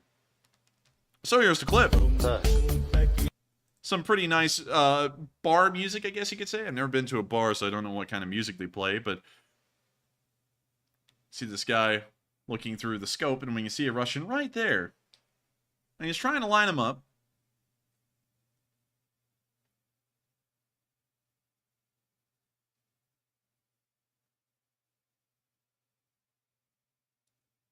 And it looks like that guy just went down. Well, actually, no, there's another one right here. There's two of them right there. And also, they stopped walking. A terrible mistake. He fires. And one of them's down. And with that, that's the end of the video. And it looks like they got two of them. 2 for 1. Well, actually, 2 for 2. Each shot was getting one of them. And so with that, that's the end of the video. And once again, nice to see the Ukrainian snipers are still fairly accurate with their shots and making sure to take down a Russian one at a time. With that, we're moving on to the next clip, where we also saw a Ukrainian BMP-2 firing off its autocannon.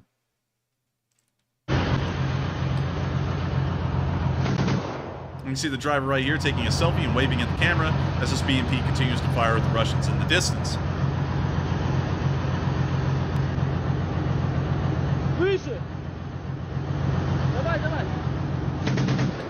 And now they're really putting down the heat.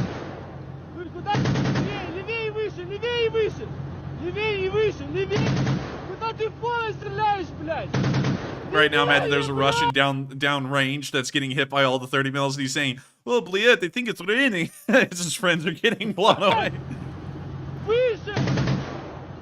Like they pull out the that Napo bear pop up. It's raining lead, son. Bugs Bunny's down there. It's raining. He pulls up the little Victorian tiny umbrella that they always used to hold everywhere. He's just getting hit by 30 mil.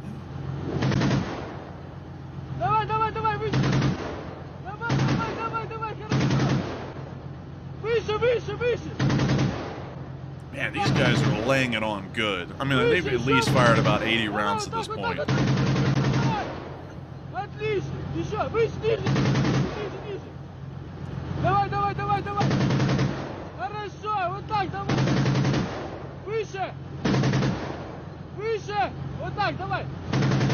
You know, that thing sounds like a jackhammer. It really does. And they're still laying it down. I mean, I think they're trying to burn out the whole entire belt inside of this 30mm before they leave. They paid for the belt, they're using the whole belt.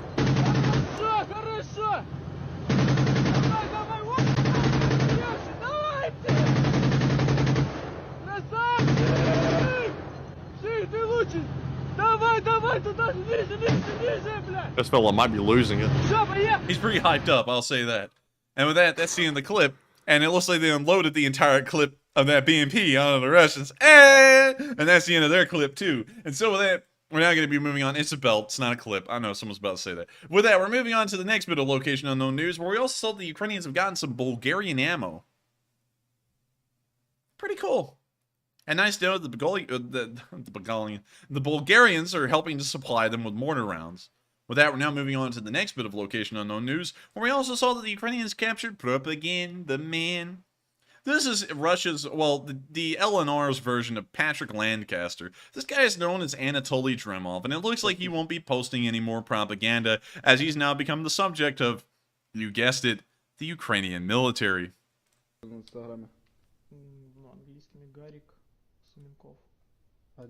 The Ukrainians have now turned him into the LNR version of Frozone. Where is my super suit?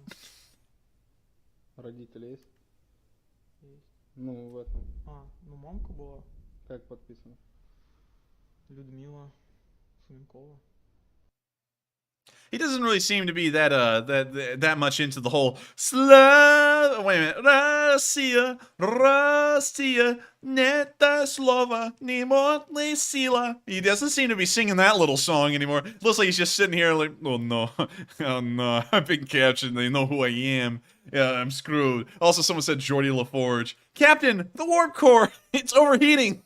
He looks like it. Anyways, we're now moving on from that little bit of the location unknown, and we're moving on to our last bit, which is the Russian losses. On January 10th, another 710 soldiers killed. Pitiful. 112,500 killed overall. Not that good. Another 7 armored personnel carriers lost, another 8 vehicles lost, another 4 tanks lost. They're now getting close to 3,100 tanks destroyed. 2,073 artillery systems, another 4 lost today, and another 4 drones shot down, and also another boat destroyed, but we don't know what boat that is, so unfortunately I can't tell you all which one that was, but they did lose another one according to the Ukrainians today. So it looks like the losses are still quite high, and the Russians are really paying for any ground they're making in the Bakhmut area. Well, that we're now going to be moving on out of the location unknowns and back onto the front lines and the area of Svatove, where we also saw a clip today of the 59th Motorized Brigade destroying a tank and hiding. I have to mute that, but you can see the tank right here, and this thing is about to be going prihodi as it blows up. Little bits and pieces. Reese's pieces. Cuckoo for Cocoa Puffs. And the tank's on fire. The tank's on fire! And it's burning. I guess the crew is nowhere around. And now the whole entire building's burning down. It looks like, however, they have brought in a BMP-1 to tear down a fence and save the day by committing property damage.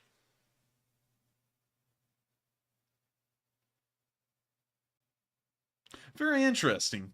I wonder what that BMP is here for, because it's not really doing anything. It's just observing the fire. You know, the Russians saw the first source of warmth in months, and they're like, quick, get out and heat yourselves.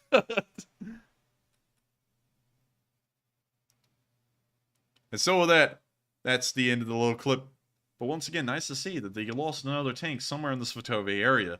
With that, that's all the news we've had from the northeast area. It appears that there's no frontline movement here at all, and the line has largely fallen stagnant. However, we moved down just a little bit north of the right flank of the Bakhmut front near Ivano-Dorivka. We did see that a Ukrainian recon unit came under a heavy barrage today. This recon unit was mostly made up of international volunteers called the Dark Angels, which is a pretty cool name. But here's the video.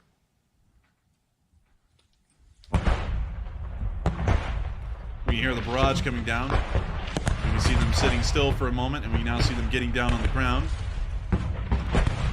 And it sounds like the Russians are throwing everything they have at these guys. And it sounds like nothing's really hit. Fuck. American. Oh, it must be American. He said the word. We hear some shrapnel and debris landing around them. Keep it down.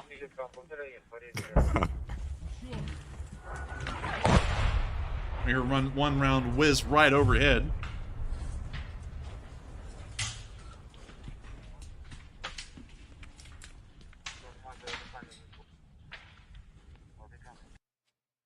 And with that, that's the end of the clip. But once again, interesting to see, and good to know that the Dark Angels did make it out of there as the video was uploaded.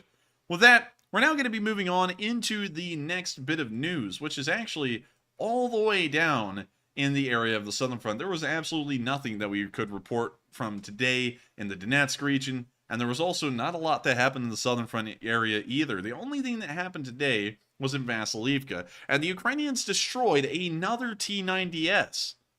Very interesting, because this is the second one.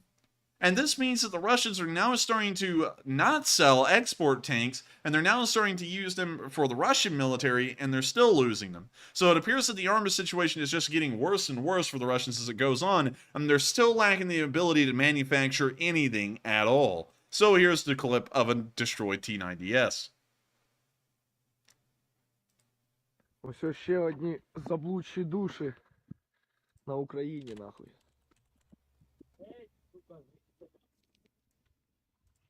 Ебать, я дуло шатаю, да. Я дуло рулю, понял. Нормально. Та ну таке, ебать. Ебане, не? Ебанет? Не должно. Хули отходишь?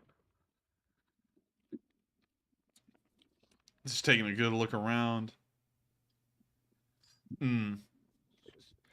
Короче, водила I would guess кричал, this was maybe like a 2 out of 10 on the turret toss. Yeah, it didn't go that far. It looks like honestly just kind of flipped up. Oh, look, you can see the engine. Now, right here, if this was actually like a die-cast model, Matthew would be going, "Oh my god, look at the detail!" Like, wow, that's incredible. I wouldn't want it so rusty though, like this. Ew, this thing rusty.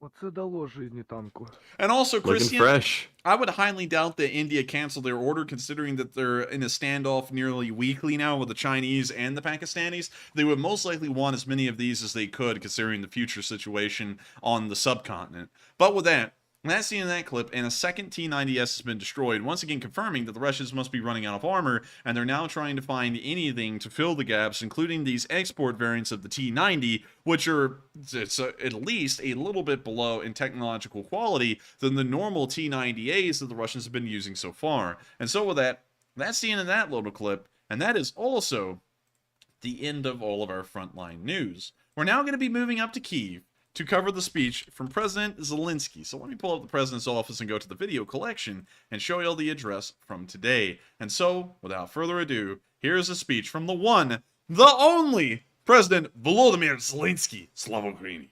Бажаю здоров'я, шановні українці. Сьогодні новий етап нашого дипломатичного марафону. Ще 4 розмови з європейськими лідерами, з президентом Європейської ради, з прем'єр-міністром Бельгії, президентом Естонії та прем'єр-міністром Ірландії.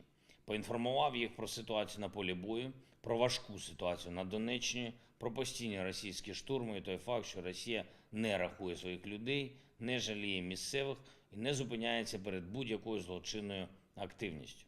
Цьому можна і треба протиставити лише новий рівень сучасної військової техніки, який може отримати Україна від партнерів. Я дякую всім лідерам, які нам допомагають, за розуміння, що саме зараз настав час для нових потужних рішень, для нової потужної підтримки. Вільний світ має все необхідне, щоб зупинити російську агресію і привести державу-терориста до історичної поразки. І це важливо і не тільки для нас. Це важливо для глобальної демократії, для усіх тих, хто цінує свободу. Тим більше це важливо зараз, коли Росія ще й збирає сили для чергової ескалації. Разом з партнерами маємо зробити і робимо все, щоб вже зараз господарям Росії стало зрозумілим, жодна їхня ескалація їм не допоможе. Поразка російської агресії має залишатись безальтернативною попри всіх і все, кого і що Росія буде намагатися кинути у бій. Я дякую пану президенту Європейської ради за розуміння ще й того, наскільки важливою є незмінність підтримки України у цьому протистоянні, в якому Росія намагається виснажити усіх нас, українців, європейців, інших партнерів. Має бути чіткість сигналів. Сигналів, що ми пройдемо увесь шлях до поразки російського терору. Ми пройдемо разом та зі збереженням стабільності в Україні і фінансової, і соціальної. І саме тому фінансова підтримка була однією з головних тем моєї розмови з Шарлем Мішелем, а також зброя і подальша європейська інтеграція України. Дякую прем'єр-міністру Бельгії за підтримку наших дипломатичних зусиль, зокрема нашої формули миру, всіх її принципових елементів: відновлення безпеки, відновлення нашої територіальної цілісності, відновлення справедливості. Впевнений, що лідерство Бельгії допоможе нам досягти чесного миру, і дякую за готовність реально наближати мир, збільшуючи збройну підтримку нашої держави. Вже надана бельгійська оборонна допомога суттєво посилила нашу державу, і ми домовилися сьогодні, що наші команди працюватимуть над новим постачанням. Я дякую президенту Естонії та усім естонцям за нові рішення на посилення нашого захисту. Також обговорили з паном президентом наші подальші кроки в європейській та євроатлантичній інтеграції. Я дякую Естонії за дуже потужне представництво інтересів України в Європі.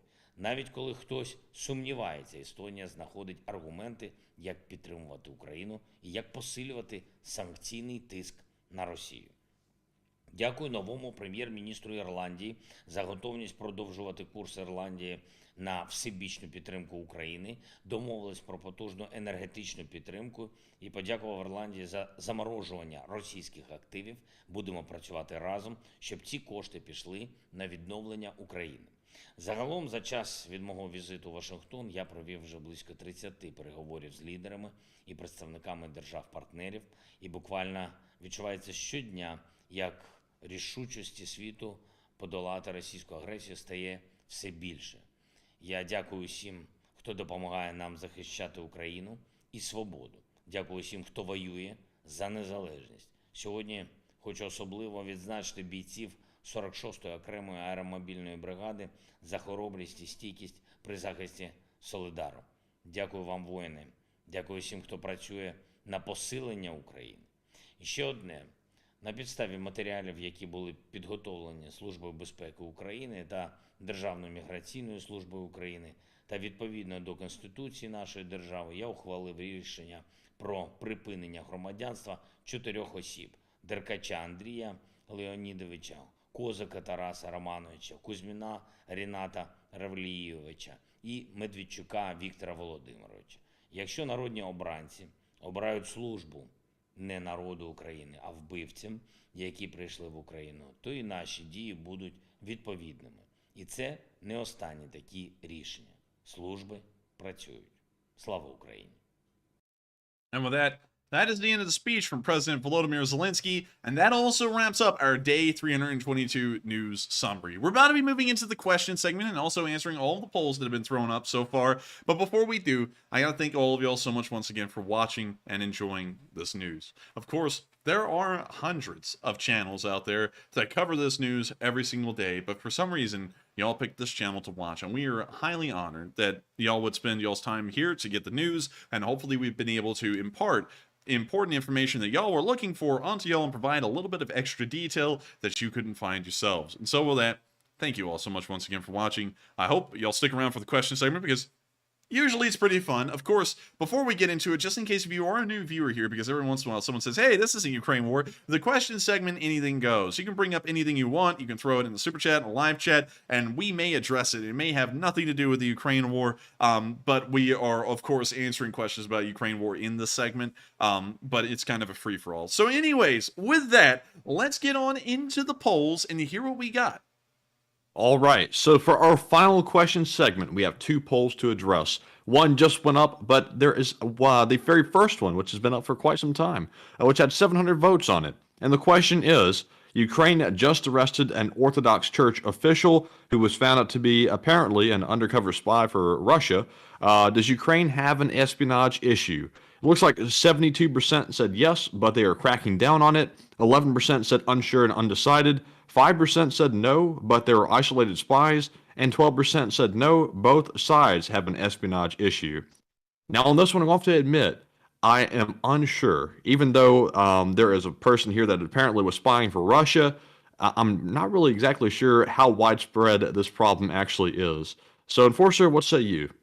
I would say that it's not, I'm kind of undecided as well, because I don't really know a lot about the espionage or spying field. It's usually something that every single country is involved in against each other, even our allies. So it's not really that bizarre to me, but at the same time, I don't really know what to take from it because it's not really, I guess you could say, a field I look into much. I've never been one for the spy and espionage stuff because there's really so little known about it because so much is still classified about it, so you can hardly even get a picture to understand.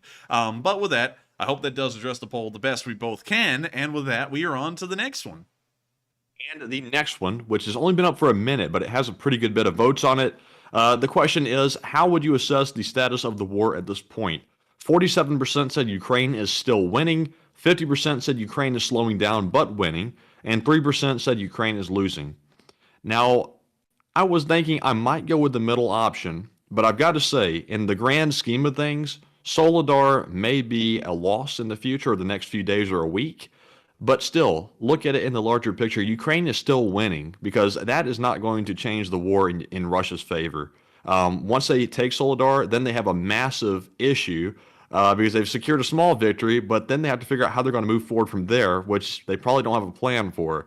So I'm going to go with the 49% that said Ukraine is still winning in full. But Enforcer, what say you? I'm going to say that Ukraine is still winning because I want to show this real quick to show how big of a time gap there's usually been in between everything. Because wars do not work off of public opinion. They work whenever the situation is advantageous. And so if we go all the way back to July, the 1st of July at 1:02 in the morning, you'll see that this was the frontline situation then. You can see that the Russians controlled a massive swath of the Kharkiv Oblast, and they also controlled this massive area outside of Kherson, almost all the way up towards Kryvyi Rih, and also towards Mykolaiv as well. And they controlled a lot of ground at this point, but if you just advance a month into the future to August 10th, and you go to this day, you'll see the frontline situation is still the same. Nothing had changed at all over the course of a month and a half. If you go forward once again to September the 10th, and you go to 8:51 in the morning, you'll see that the breakthrough in Balaklia had just begun. And then over the next few days,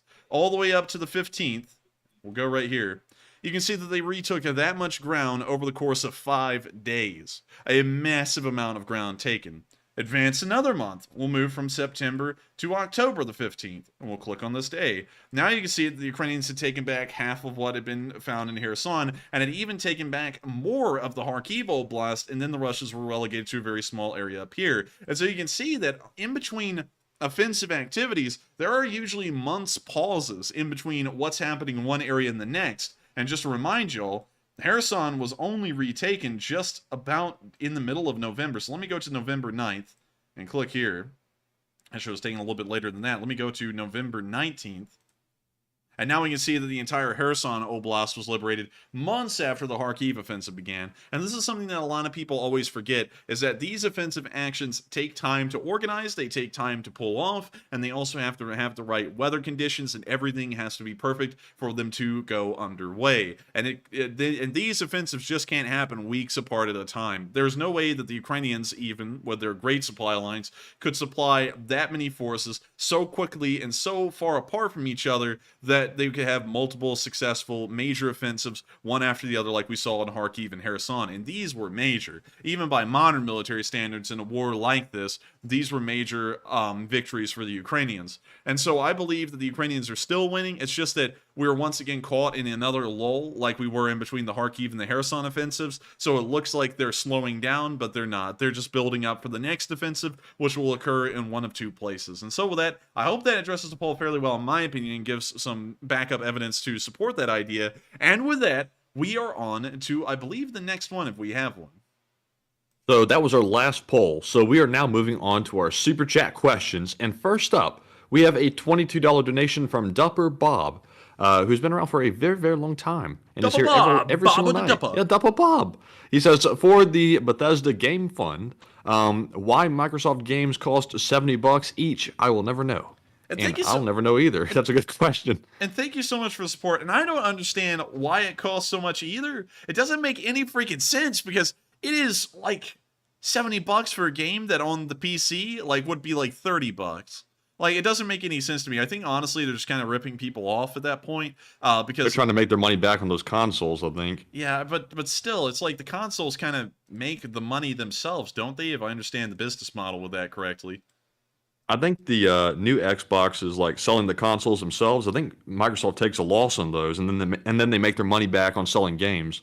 I just don't understand how any of that really works, but I will continue to put that towards the Bethesda fund. And I gotta thank you so much once again, Dupper Bob, for the support and helping this channel to keep on running. And also, I did something really interesting and kind of cool, and I'll share it with you all real quick, because I did this with a couple of friends last night, and they really enjoyed it. There's this game called World Box, which is where you can just come up with like this silly crap. It's a very simple game where you can kind of like allow nations to grow, and you just sit there and watch them.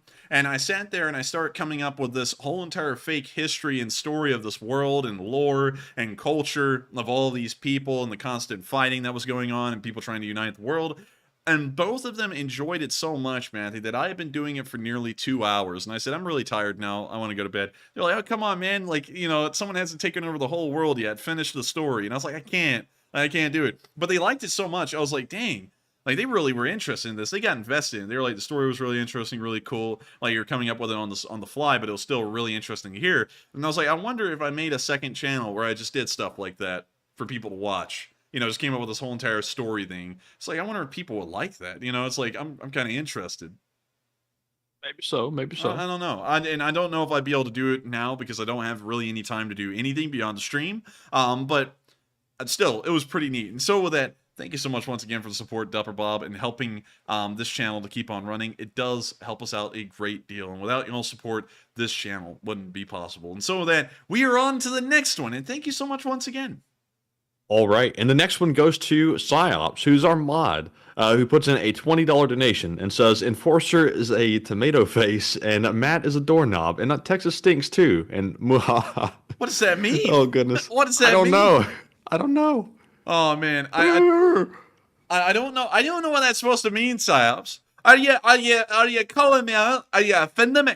But still, thank you so much for the support, Psyops. I have no idea what that means, but you're usually like a jokester like that. So thank you so much once again for helping this channel to keep on running, and also being a pretty funny guy that we can always count to have a pretty good joke in the live chat, and always to go muhahaha, like he just did. Like, that happens like every 5 minutes. I look over the live chat and it's there at some point. But with that, thank you once again. I hope that does address the comment the best we can, although I don't really understand what it means. And with that, we are on to the next one.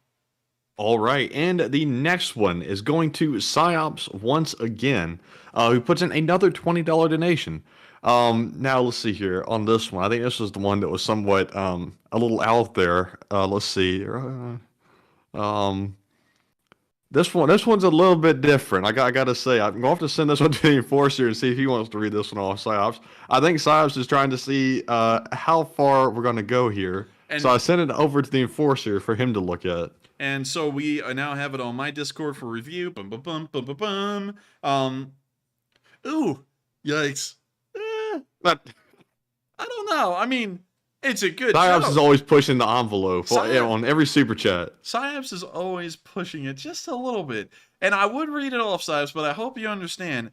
While we every once in a while throw in a little curse word, we do actually have, from what we've been told, smaller kids watching this channel. And I don't ever want to say anything a little bit too far because, you know, I always want to make sure that, you know, I'm not sitting there and letting them get exposed to anything. So with that, I thank you so much for the support, but sadly we won't be able to read that one off. I saw it though, and to answer it, yes, they are, but beyond that, I don't think I can really say anything about it or read it out beyond that. But thank you so much once again for the support, and we are on to the next one.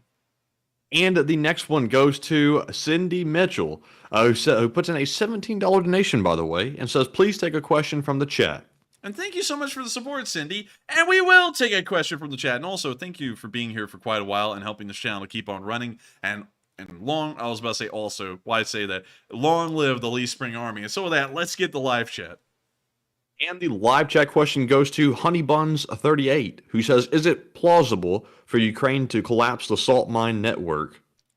It is probably plausible, but somewhat unlikely. I have a feeling they're not going to be sending engineers down there, especially at this late phase of the battle, to set up explosives and start blowing up the tunnels, but they may. I'm not really sure. They could do that hypothetically and start closing off those accesses to the Russians so that way they cannot use the Solidar salt mines. But from what we know, a lot of the tunnels only went in one direction, which is directly towards the Russian lines, and not many of them went behind the Ukrainian lines for the Russians to use.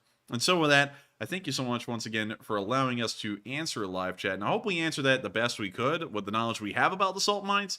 And with that, we are on to the next one. And thank you so much once again, Cindy Mitchell, for supporting this channel and helping it to keep on running.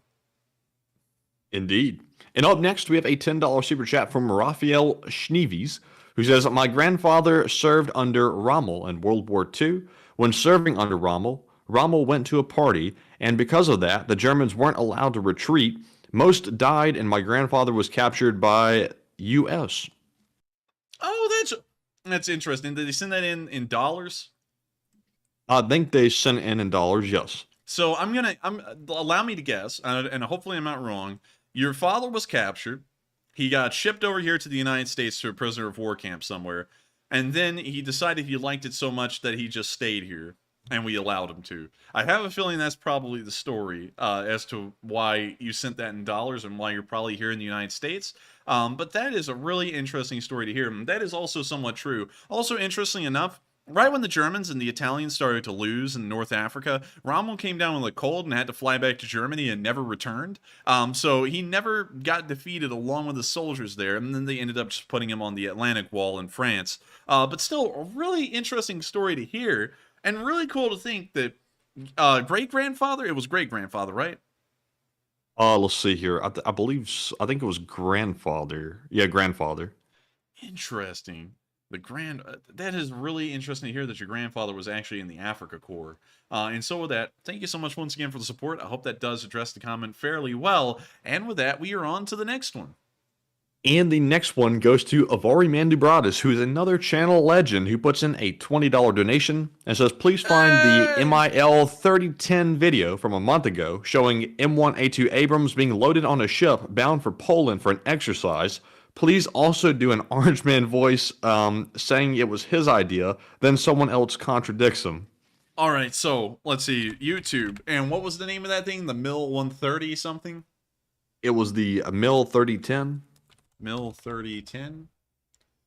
Is 3010 all one letter or one like number? Yes, it's all one number. All right. So I'm trying to find it. I'm sorry. That's why I'm saying that. Let's see here. So it's on, I'm guessing, their channel. And we're scrolling down. We're trying to find the Abrams. And we found the live fire.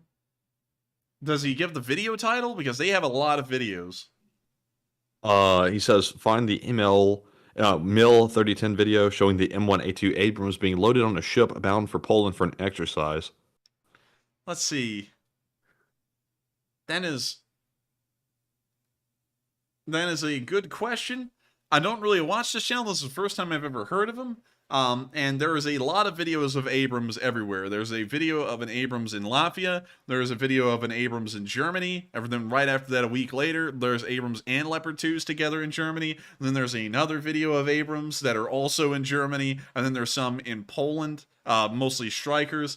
Sadly, I don't know, Avari, which video that is in particular. If you could clarify the title of the video, I could pull it up after. We'll circle back and pull it back up and take a look at it. I think he's got it. Let me send it to you on Discord. On Discord. All right, and it's over to you right now. All right, so let's see here. Let's see. So that is the name of the video. So let me type that in. U.S. Army NATO loading M1A2 Abrams tanks and armored vehicles. All right, so let's see here. There we go. We found it, baby. All right, just gonna pull this thing over here.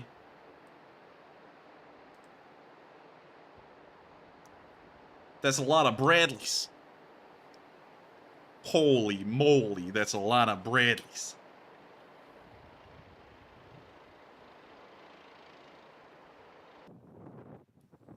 We can also see some recovery vehicles, which is pretty cool.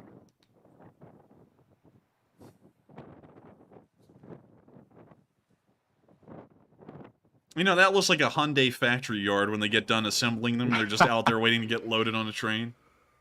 Did they get to test drive them too over the rocks and stuff? Over the little hills and things? Maybe.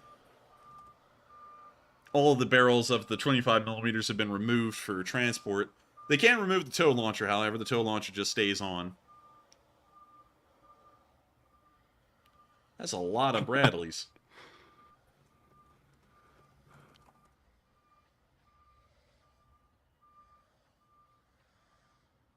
Jeez, that's a lot of Bradleys. Smell my fingers said, God! Matthew knows what I mean every time I say that.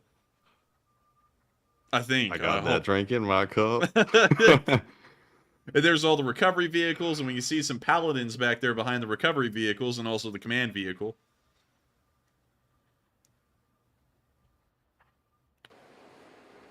And now you see them I've driving. already said skip a little for the loading of the M1A2s.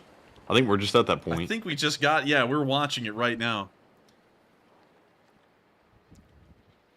See a Humvee behind it carrying a generator. Now, you know, here's my question, man. They always say, oh, the bridges, they can't support the weight of the Abrams. Yet this tiny little sheet of steel is supporting 70 tons. How? Yeah, seriously.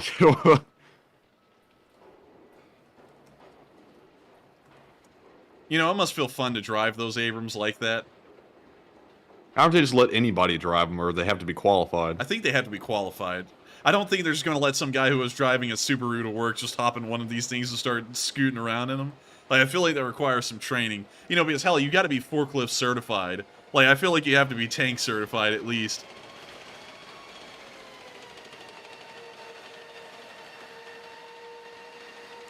And now, it looks like they're driving it into a parking deck. Hey, man, I'm looking for parking. What's the parking here? $7 an hour. Jesus Christ, are you ripping me off? Drives the tank. If you could have one of these on a real parking deck, you could just drive over all the cars and park in any spot you wanted. Just commit vandalism on a mass scale. Go to jail. I have 50 Ultimate cop cars destruction. waiting outside. I gotta tell you, the Abrams are so neat. Also, these things have the automated machine gun turret on the commander's position, so that way you can control the machine gun from inside the turret, which is really neat. Also, I like the whap-yow on the exhaust vents. You see them still driving it through. Also, don't forget, do the voice. Oh, yeah. Man. This is the best idea. Sending tanks to Poland. Who'd ever thought? I was the first to think of it. Nobody in history had ever done anything like that. People all around me told me, Donald, this is a terrible idea. But I had a better idea. Sir, we've actually had tanks in Poland since the 90s. I never knew you. You're not my administration. I've never even had any acknowledgement of this person. I don't know them. They suck. But sir, Hey, Donald, I got a question. Why is that tank running so quiet? That's because they're using the brand new engine. It was my design, mine only. I'm the best guy ever. You see this tank right here? It's beautiful. It's made out of Trumplenium. It's indestructible. It's great. It's the best. It's huge. Believe me. It's gonna make America great again. It's going to go to Poland. It's gonna make Poland great again. Our allies need to carry their fair share, and that's why we're sending more of these things over here to remind them of what they need to do. It's great, but sir, these have been around since the 70s. Shut your mouth. I know the best.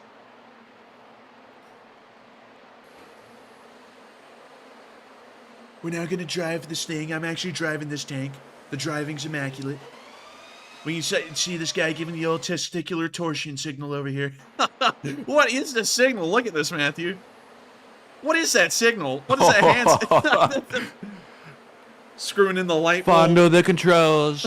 Grab the controls. Just grab the joystick by the handle. There's no joke to make on that one. Bop it, twist it, pull it. Just do whatever you need to get that tank in the spot. Yeah. All right, there we go. Trump is really fond of the American people. That's why I got them driving and commanding this tank around. This guy's standing dangerously close to this thing. I also like how they're backing it up near working crews, so that way they could squash them in between the tanks like little jello people. Also, this guy is dressed up in LSU colors. Everyone beat him to death. Hopefully Avari is enjoying this. I don't know if we got the seal of approval from him yet. We also got a lot of safety briefs literally just glued to the side of the tank. Those will be on it when in war. People will be able to walk by and go, hey, danger, this thing is emitting gas. Don't get near the vents. Buckle up for safety, although he's not in a car. And no talking, no text. But those, wait a minute. If he's in a car where those advisories would matter, wouldn't he be, I don't know, sitting down where you can't really read those because those would be on the seat? That's kind of a little stupid of a vest design, if you ask me, to literally write that in the most worthless spot, especially when driving a motor vehicle. A little stupid, if you ask me. The Donald does not approve. The only person who could read that is Rosie O'Donnell, because she's big enough that it could be a seat. But look at that. Precision parking. That is precision. Mobile, Alabama! Green Bay, Mobile, Alabama! Ah! Man, now they're really packing them on thick.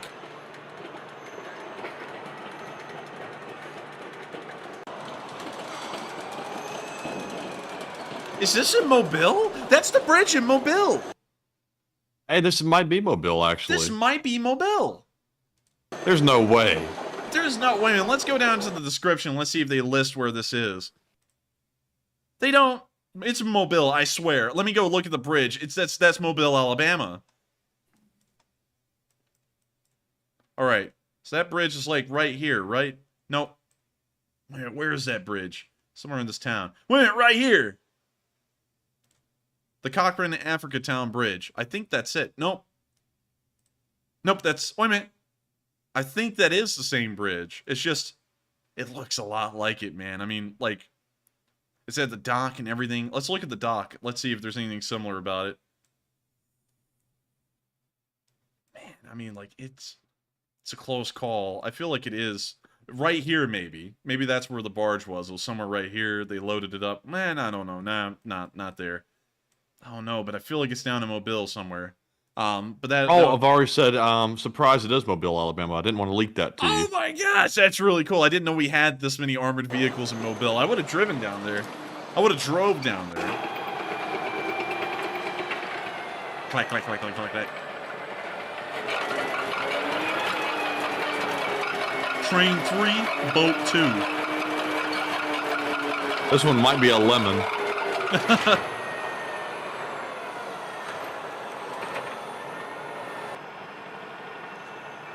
This guy right here, he's got those glasses that let you know he's trying. Oh, low, he trying.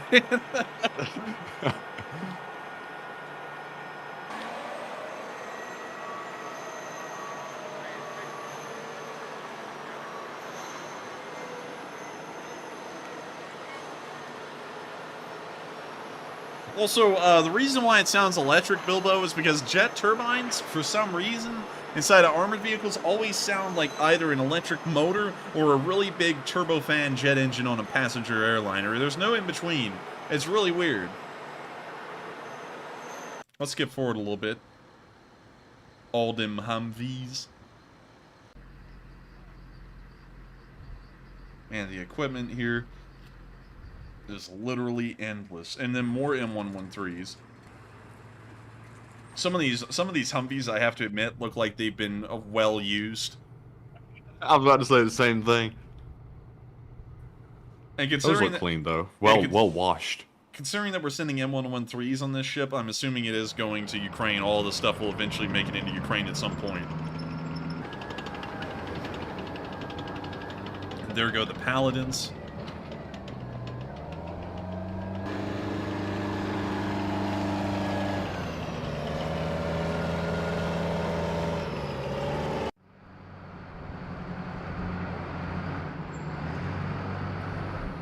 You know, I bet you how this I bet you I know how this happened. They loaded up all these vehicles on a train at the Anniston Army Depot, railroaded them down to Mobile, dropped them off there, and then loaded them onto the ship. That must be how this whole entire thing worked. One of our viewers saw the Bradley going down the interstate in Texas, by the way, today. Oh, that's really cool. They got pictures of it and everything. Oh? Is this real?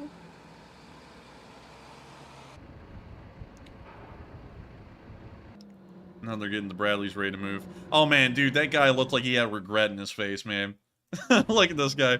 I didn't join the army for this, man. I didn't join the army to drive around a dock. What am I doing? Oh boy. Also, this guy back here, this guy must have just gotten right out of base. I'm so focused, controlled. I'm sitting in this tank. I'm doing my job. Also, I sent you that picture, by the way. Oh, well, let's check it out.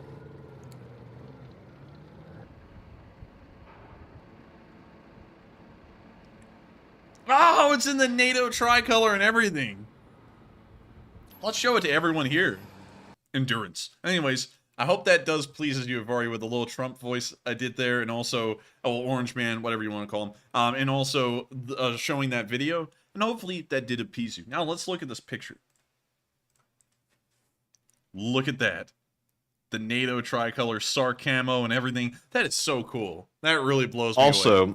Also credit to Jason Smith for sending me this. And I would have to thank you a lot, Jason Smith, for showing us this, because that is super cool. That is so freaking cool. I'm really blown away. And so with that, thank you so much once again for the support of Ari. I hope that does address the comment fairly well. And with that, we are on to the next one.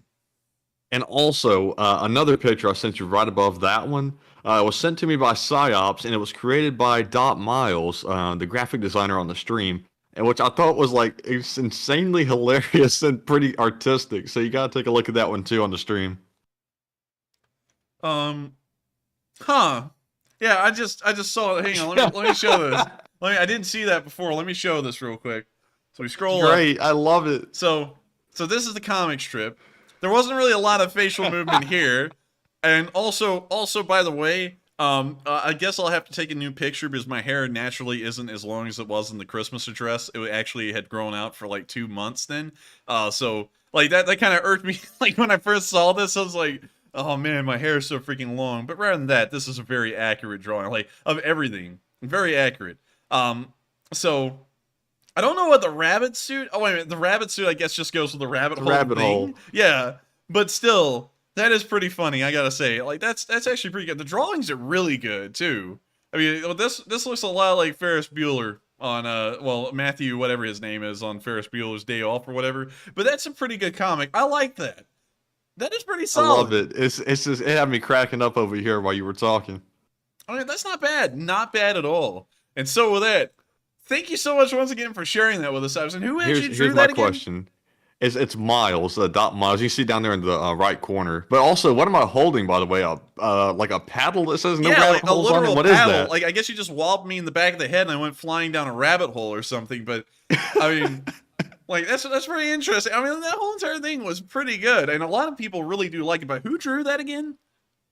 Well, Dot Miles. Dot Miles. Put him on the firing squad.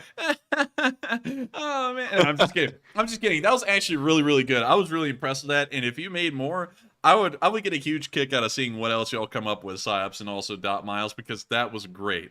So with that, thank you so much once again to both PsyOps and Dot Miles for coming up with that thing. That was pretty cool. And I can't believe, Randy, it's so weird actually when, that we've gotten to a point that there's comic strips being made about us. That's kind of weird when you think about it, because that's not being done by us, you know. That's just being done by viewers. Yeah, it's weird to see it, but this one's really got me cracked up. Man, I gotta tell you though, that was really good. And so with that, we are on to the next one. All right, so also that must have been PsyOps' input to it, the paddle thing there. George Robarts said in the comment, a spanking paddle. Oh, get the hell out of That's here. PsyOps' contribution to the art. But anyway, up next we have, speaking of PsyOps, a $10 super chat from him once again, who says that tank, let's see, that tank is a floozy, running around the lines looking for dudes. Why in the world did that sound like something Rodney Dangerfield would say, Matthew? Hey, that tank's a floozy, walking around over there looking for the chicks. I mean, I'm telling you, I never get it easy around here. I never get it easy. Last night I donated blood and the family walked up to me and thanked me for saving their dog. I'm telling you, I don't get it easy around here. I went to the therapist the other day and I told him I have a story to tell you and he said make it 10 and jump. I'm telling you, I never get it easy around here. I never get it easy. I have a huge heaviness on me every morning. And sometimes I talk to it and I go, hi, heaviness. And he goes, oh, you're going to get it real good today, huh? But anyway, he's getting all that entire tirade. That, I swear, sounded just like something that Rodney Dangerfield would say. But moving on from that, you gotta reread that again, Matthew, so I can actually understand it.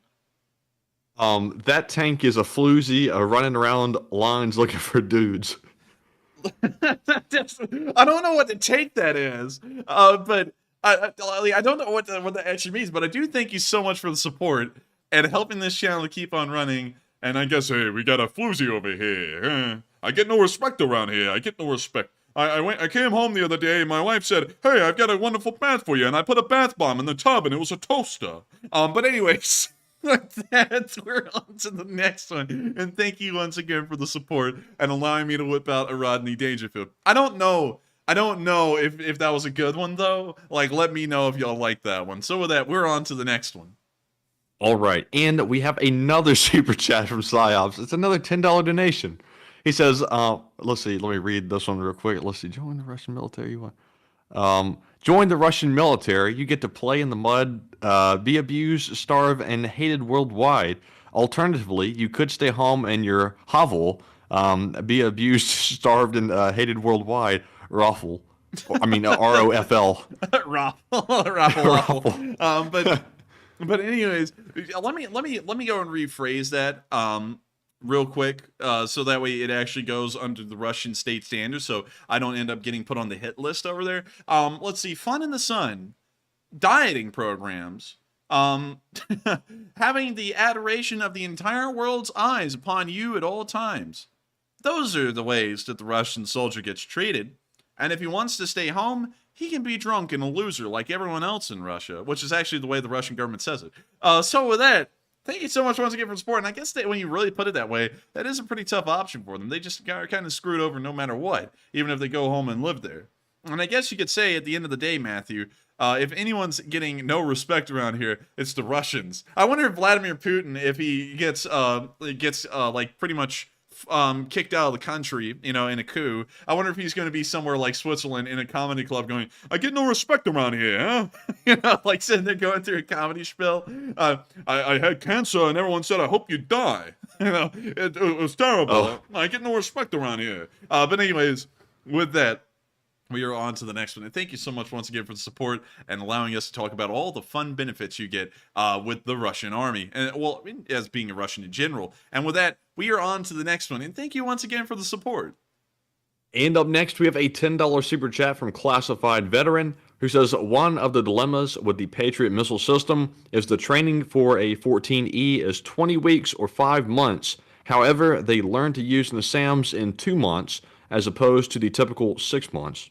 And that's true, and I believe that will most likely be what they're doing with the Patriots. They'll probably get a crash course, have to learn really quickly, and then they'll be implemented in Ukraine very soon. I feel like there's probably already a trained crew there, but considering that they're having to train more for itself, that may be showing that that's not the case, and they're having to, once again, try and teach a new crew to send that battery over and let it be effective. So, going off of that, that is pretty interesting here. I'm assuming that the training period will mostly be 2 to 3 months for them because they're usually doing accelerated training programs where they're just hurrying them through, teaching them everything in an incredibly short amount of time, forcing them to process and understand the information, and then sending them back. So I think that most likely will be done in the next 2 months, and we'll see an operational Patriot battery at least by late February. And so with that, I hope that does address the comment fairly well, and I thank you so much once again for the support and helping this channel to keep on running. And so with that, we are on to the next one. And also, Matthew, have you noticed this? But I've noticed that a lot of viewers have gone on holiday. Holiday? Yeah, right after New Year's? Yeah, right after New Year's. Like, I was sitting here thinking about it. I don't think I've seen BC Skyman tonight. I think he may be on another hunting trip. He could be. He loves to hunt. He loves to hunt. BC Skyman is a hunter warrior, a hunter-gatherer kind of guy, but he's only into the hunting side of the gathering thing. So with that, we are on to the next one. And up next, we have a $10 super chat from WL, who says, I don't know why NATO waited so long to provide heavy offensive weapons to Ukraine. Well, I kind of know why. It's because they're trying to see if they don't have to send everything, do they need to? And also, can the Ukrainians even handle the equipment? Because there's only so many soldiers in the Ukrainian military, and you can only send over so much equipment, because if you send over 1,000 artillery pieces, but the Ukrainians can only man 250 of them, you have 750 artillery pieces that were wasted in potential, and now you don't have them, and now the Ukrainians aren't using them, so it ends up just being a negative for everyone. So that's probably the reason why we haven't seen large offensive weapons being sent over yet. And I believe that's the reason why we're starting to see them now sent over in much larger numbers. Even the frontline units like tanks and armored personnel carriers and also infantry fighting vehicles. But with that, thank you so much once again for the support. I hope that does address the comment fairly well. And you also have to remember that the West is trying to see about winning this war, as far as the Ukrainians are concerned, as fast as possible, because the quicker this war is over, the quicker the benefits are available both to Ukraine and the West, because there won't be an active war going on, and hopefully they can get everything going in the direction of Ukraine joining NATO. And so with that, thank you so much once again. I hope that added a little extra detail to it. And with that, we are on to the next one. And the next one we have is from Adrian Castleberry, who puts in a $10 donation and says, "What do you think of the NATO officer's low estimate of Russian casualties?" I believe that no one really has a true idea on how many Russians have been wiped out. The number we go with was the one that I generally say is accurate because we've usually been able to confirm those numbers earlier in the war. And so as the numbers continue to keep on rolling after we got a couple of initial confirmations in the first few months, it seems as though that would be an accurate estimate. Anything else, like saying the Russians have only lost 20,000, wouldn't make much sense, because why, if they've only lost 20,000, would they be calling up a partial mobilization a couple of months ago for an extra 300,000 soldiers? That wouldn't make a lot of sense. So, in my opinion, the numbers still have to be as high as we are actually seeing them. Otherwise, why in the world would they be calling up a partial mobilization, looking like they're about to be calling up another one again here in the future, and such things like that? It just doesn't add up. And so with that, thank you so much once again for the support. I hope that does address the comment fairly well. And with that, we are on to the next one. And up next, we have a $10 super chat from Marion Demert, who's actually signing off for the night, looks like. So we called your super chat right before you left. But Marion did not leave a comment. But once again, thank you for that support. And Enforcer, what say you? And I got to thank you so much as well, Marion, for putting in that support. It means a lot to us and helps this channel to keep on running. It helps us to keep on going to college, helps us to keep on paying the bills, and helps us to keep the lights on back here so that way we can keep on running the stream. And so thank you so much, because that support helps us to do all of those things, keep this thing going. And so with that, we're going to be moving on to the next one. But thank you once again. Thank you. Oh, hang on. Thank you. Thank you very much. And so with that, on to the next one. And the next one we have is from Anthony Bestwick, who puts in a £5 donation and says, of the 386 Challenger 2 MTB in service, 227 are in use by Army, 22 are training, which leaves 127 in long-term storage, and 10 a month can be refitted. And thank you so much for the support, Anthony Bestwick. And it sounds like you are one of our in-house Challenger 2 pros. I guess you could say that the rest of us are challenged in our Challenger 2 trivia, but you certainly aren't. That's something that's definitely not a challenger to you. I'm not getting any response from Matthew. Matthew must be hating that one. But anyways, man. But anyways, that is actually pretty interesting here. And I was always wondering, because I always heard the official number of the British Army's Challenger 2s in operation was around the 200s. I was always wondering why in the world, when we looked at the Wikipedia page tonight, there was 446 of them produced. And that's apparently because they've put a lot of them in storage. Which is also really interesting thing, because that means that the British have expendable tanks that they can give away that they don't really have any plans of using here in the future. And so with that, thank you so much once again for the support, Anthony, and also sharing that with us. And considering that they can refit 10 of them to become operational a month, that means that this may just be the first wave of challenges to be sent over, and we'll probably see another couple of batches of 10 being sent over the next couple of months if the first batch goes through. And so with that, thank you so much once again. I hope that does address the comment fairly well, and I would like to thank my British viewers so much once again for watching this channel. It is an absolute delight to know that many of you all, of course, enjoy the Enforcer channel and find us to be quality news, and also share facts and information that we otherwise wouldn't have. And so with that, thank you so much once again, Anthony Bestwick. I guess you could say you've gone the best of this week, and with that, we are on to the next one. All right. Up next, big shout out to Silver Earth for putting in a $10 super chat, but sadly without a comment. But Silver Earth, we know you've been around the channel for a very, very long time, so we appreciate you very, very much. And Enforcer is going to add a few characters and words himself. Characters and words. Characters and words. We're on to that. I'm just kidding. I got to thank you so much, Silver Earth. I have seen some Earth that is silver, but not much of it. But I do have to thank you so much once again for the support, because it is helping this channel to keep on running. And you didn't throw in a comment, but it still means a lot. I just wish whenever anyone threw in a super chat, not, this isn't like a complaint. I'm not like, thank you for the super chat, but, and then like listening off a complaint. I just wish y'all always threw in a little bit of something, because I always love to try and talk to y'all the best I can. And the best way I can do that is by like reading off something and then responding to y'all. But still, the support does say a lot, and it says to keep this channel running. And I thank you so much for that, because without people like you, Silver Earth, the Lee Spring Army wouldn't be able to keep running. And so with that, thank you so much once again for the support. I hope that does address the support fairly well. There was no comment. And with that, we are on to the next one. And up next, we have a $7 super chat from Ben, who says, I have been surprised by the good amount of military supplies these smaller countries around the world have been able to provide to Ukraine. I think Russia failed to take the combined impact into account. Can you reread that one again real quick so that way I can make sure to process what it's saying? Yes. I have been surprised by the good amount of military supplies these smaller countries around the world have been able to provide to Ukraine. I think Russia failed to take the combined impact into account. Now, real quick, Mandy, before you get that bot, because I know you see that one, 110 hands to the dome. Everyone bullied the bot, and then we'll get to it in a second. I'll address what he said, because I think that's funny. Anyways, I do say that it is incredibly interesting, especially the Baltic countries. I feel like the Baltic countries, in terms of the arms that they've been delivering, have really set the pace for what a minor country can do. It's honestly unbelievable. And I would have to agree with you. The small countries have really been helping out a whole load and have really been giving support like their own countries depend on it, especially the Baltics, considering that they are on the Russian shopping block in the future. If they do succeed in Ukraine, and that may be the reason why we're seeing them send so much support like that. And so with that, thank you so much once again for the support. I hope that does address the comment fairly well. And now, before we move on to the next one, I have to read off what 100 Hands to the Dome said. The Enforcer has been lying to you for 10 months, going on 11. Russia has never been losing this conflict. When Bakhmut falls, y'all gonna say. And then he did y'all wrong. Like the y'all, like the apostrophe is supposed to be in between the Y and the A, not y'all.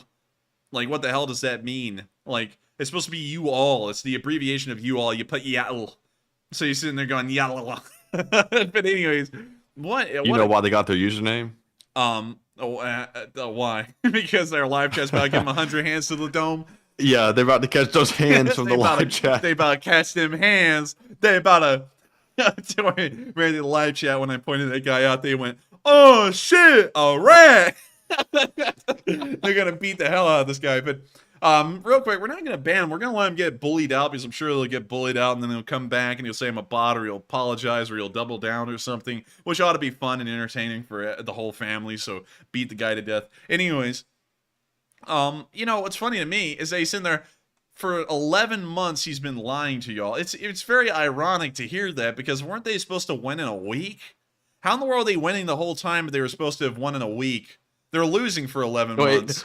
Wait, it's back. Enforcer, you are a liar and probably an army intelligence. Oh, man, actually, that's a compliment, really, because considering that my analysis is so high level, I get called army intelligence. That's hilarious. I thank you for that because I don't even have army experience at all. Like, none. So thank you for the compliment. I mean, like, honestly, it's pretty good. We ought to keep this guy around, man, because I feel like he's going to compliment me again. He's going to say I work for the CIA, which means that the story we're spinning is so good that it's CIA level. After they got 100 hands to the dome, they must have gotten like brain damage or something because this doesn't make any sense. Yeah, that's not making any sense. You just complimented me, man. I have no military experience, so that's kind of like high praise, actually. And also, Heather Fitzgibbon said, he says you're Army intelligence. Yeah, he did. Like, isn't that crazy? You know what? I need to go to West Point Military Academy and just tell all the cadets, step aside. I'm Army intelligence. But anyways, let's get on to the next one. And the next super chat we have here is from Jay Bagwell, who puts in a $10 super chat and says, regarding the destroyed boat in today's losses, Ukraine hit a Russian patrol boat today in the Dnipro River with artillery. Ooh, oh wow, that's actually pretty cool. I didn't know that. I was thinking it was probably a smaller boat this time, not anything big because we would have heard about that. But that's actually crazy. They hit it with artillery. I guess I don't know what they would have hit it with. I guess maybe they barraged the river. Maybe it was an Excalibur round. I don't really know, but I got to thank you once again for the support, Jay Bagwell, and clarifying that for us so that way we know where the boat came from, because we were wondering that earlier on. I was like, I don't know where the boat came from. I haven't heard about the boat. And we didn't hear about the boat because it was a smaller one on the Dnipro River, and there probably wasn't any film for me to show, and that's why it slipped under the radar. But I've got to thank you so much once again for the support, Jay. Of course, the only fan I met in person along with your family. You're really cool people, and I thank you so much once again for helping out the Lee Spring Army, helping this team to keep going, and also clarifying a little bit of a mystery that we had earlier in the stream. And so with that, we are on to the next one, and thank you once again. Right. And since we're on the topic and it's entertaining, 100 Hands to the Dome has replied once again with another brain teaser. Didn't NATO say they trained Ukraine to NATO's level? Now you're making excuses by implying Ukraine is weak and Russia should have beat them already. What the hell is that? Okay, hold on. Now you're making excuses by implying Ukraine is weak and well, if Ukraine was weak, then why hasn't Russia beat them already? That doesn't even make any sense what they just typed. Yeah. Like, it's been, like, you sit there and say, the war will be won in 3 days to a week. It's 11 months later, and apparently Ukraine is weak. That's what we get from this whole thing. For holding off the second largest army in the world, according to everyone before the war, they're now weak. Oh, man. Dome, answer this one. Well, I don't know if to call them 100 Hands or call them Dome, so I'll just call them Dome. But anyways, Domes, answer this. Why did Russia not win in 3 days, if what you're saying is correct? Why are they still fighting, 10 months later? You know, it's always interesting to me, Matthew. I feel like the bots give me more mental gymnastics than an aerobics gym. Like, it's unbelievable to me how much of stupidity they can just spew out, and none of it makes any sense. But please respond to that, and I would love to know your answer. So that we are on to the next one. Right, and our next super chat goes to the entire family who has revisited us once again. Billy, Joe, Carl, Bob, Danny, and Frank, who puts in a $5 donation. And says, and woohoo. Finally, the Swedish archers are ready to be shipped. Hold on, Ukraine. Slightly more artillery help is soon on the way. And Slava the Archer. And thank you so much for the support. And hopefully those archers are on the way, because the Archer SPG is super cool. Also, there's an Archer tank destroyer that the British made that was absolutely horrendous. Like, it was a bad design. But we're talking about the Archer SPG right here, which is somewhat similar to the Caesar, and maybe even a little bit better in some regards. A pretty interesting vehicle all around, and I cannot wait to see this thing in Ukraine and how it performs, because I have a feeling that this will give the Caesar a run for its money, which I think is one of the most effective systems so far in the war in terms of artillery. And so with that, thank you so much once again for support, and also letting us know that they're almost ready to go, and I can't wait to see them in operation in Ukraine. And so with that, we are on to the next one. And thank you so much once again for the support and sharing that with us. I literally cannot wait to see these things on film. And with that, we are on to the next one. Also, I see Matthew trying to bait we're gonna nickname him Handy Matthew, because I'm sure he'll love that. I'm having to like keep this bot going because it's starting to get discouraged now. It's like slowing down. He's like, aw. He's like, they're not buying it. Like, the whole live chat's blaming me. I feel bad. But anyways, let's get on to the next one. And I can't wait to see what they respond. It's been a while. Like, it's been a couple of minutes, actually.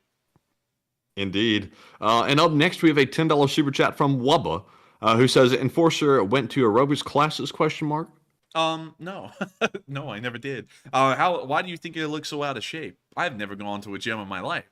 But anyways, thank you so much once again for the support, Webba. And to answer that question without making a joke, yes, I have gone to a gym, but very little. And also, I've never been to an aerobics class to know. So with that, thank you so much once again for the support. We're still waiting for the bot. It looks like the bot's flaking out. You know, I mean, how in the world Here's some encouragement. Here's some encouragement for Dome. Dome, can you imagine what your boss Putin is going to do when he finds out you didn't respond to our comments? Can you imagine? That could be horrible. You better respond quickly. There he is. There he is. There he is. Kyiv, Lviv was feint attack to get Ukraine to split their forces in the Donbass, and it worked. 60K of the 125 soldiers left for Kyiv. Well, you know, that's interesting, because how come y'all still didn't win? You know, like, who gives a crap if you were supposedly splitting? And when the hell did the Lviv offensive begin? That never happened. It just happened around Kyiv all the way to Kharkiv, and they got beat to death. The Russians literally got slaughtered up there, left. So what advantage did that give?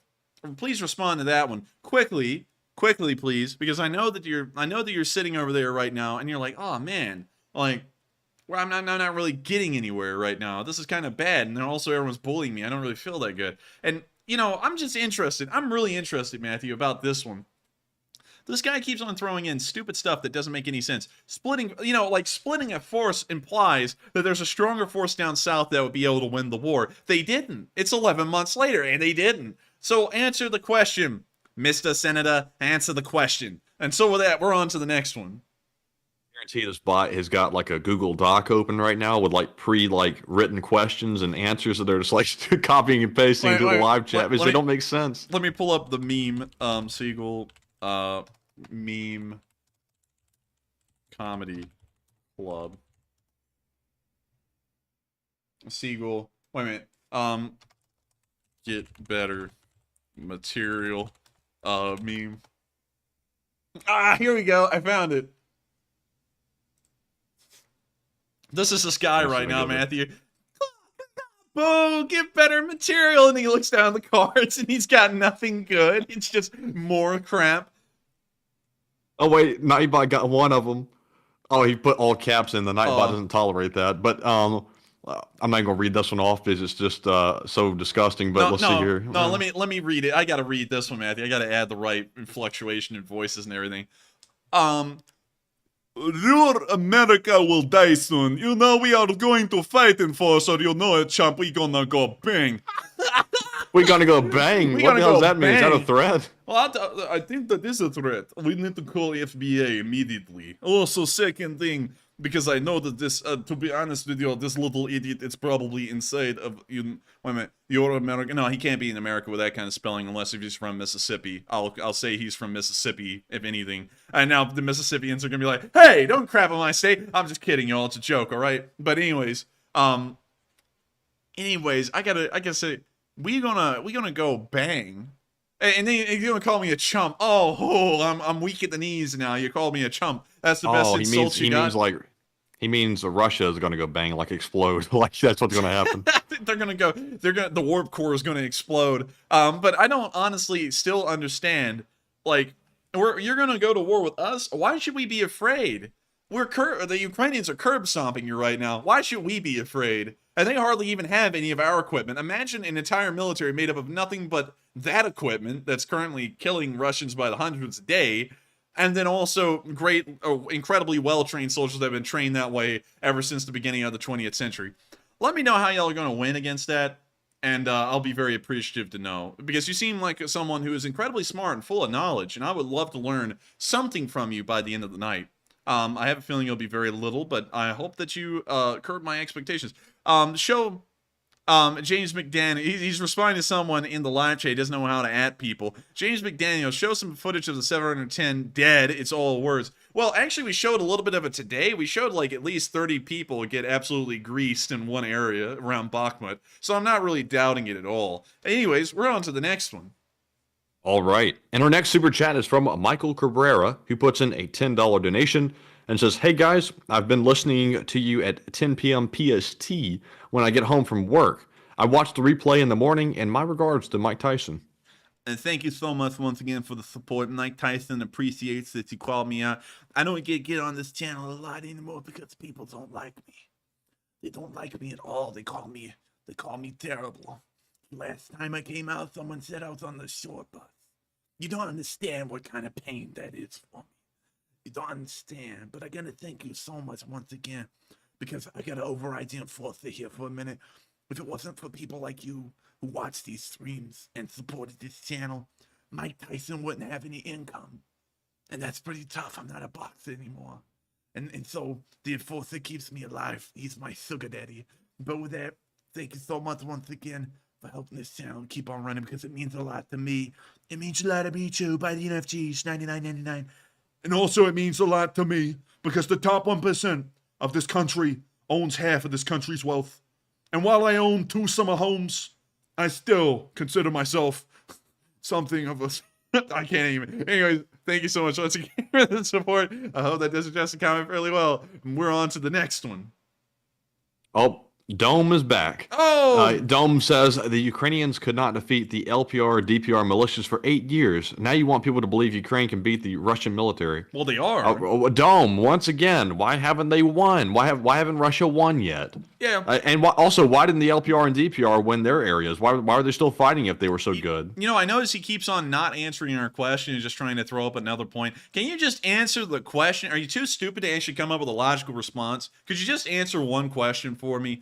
Just one. I'm not asking for a lot. I know that's a lot to ask from someone who's probably living in Russia right now and using a VPN to come on here, but you gotta at least answer my question. All right? Because Dome has an opportunity to say yes or no to the next one, or otherwise Dome is going to have to go.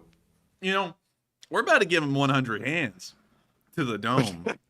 Like it's about to go down. You better answer that question if you want to. If you want to keep on being in here and being the joke of the night, you got to answer one question, all right? And then we'll allow you to be a joke. If you don't answer the question, you'll be on out the door. We'll put you behind the barn, or as they say in Russia, we'll put you back in your house, which is behind the barn in the pig shed. Anyways, with that, we're on to the next one. All right. And up next, we have a $5 super chat from White Lightning 777, who says, how do you officially join NATO? I have a cat. Still target training her to attack Russian flags. She runs her own schedule.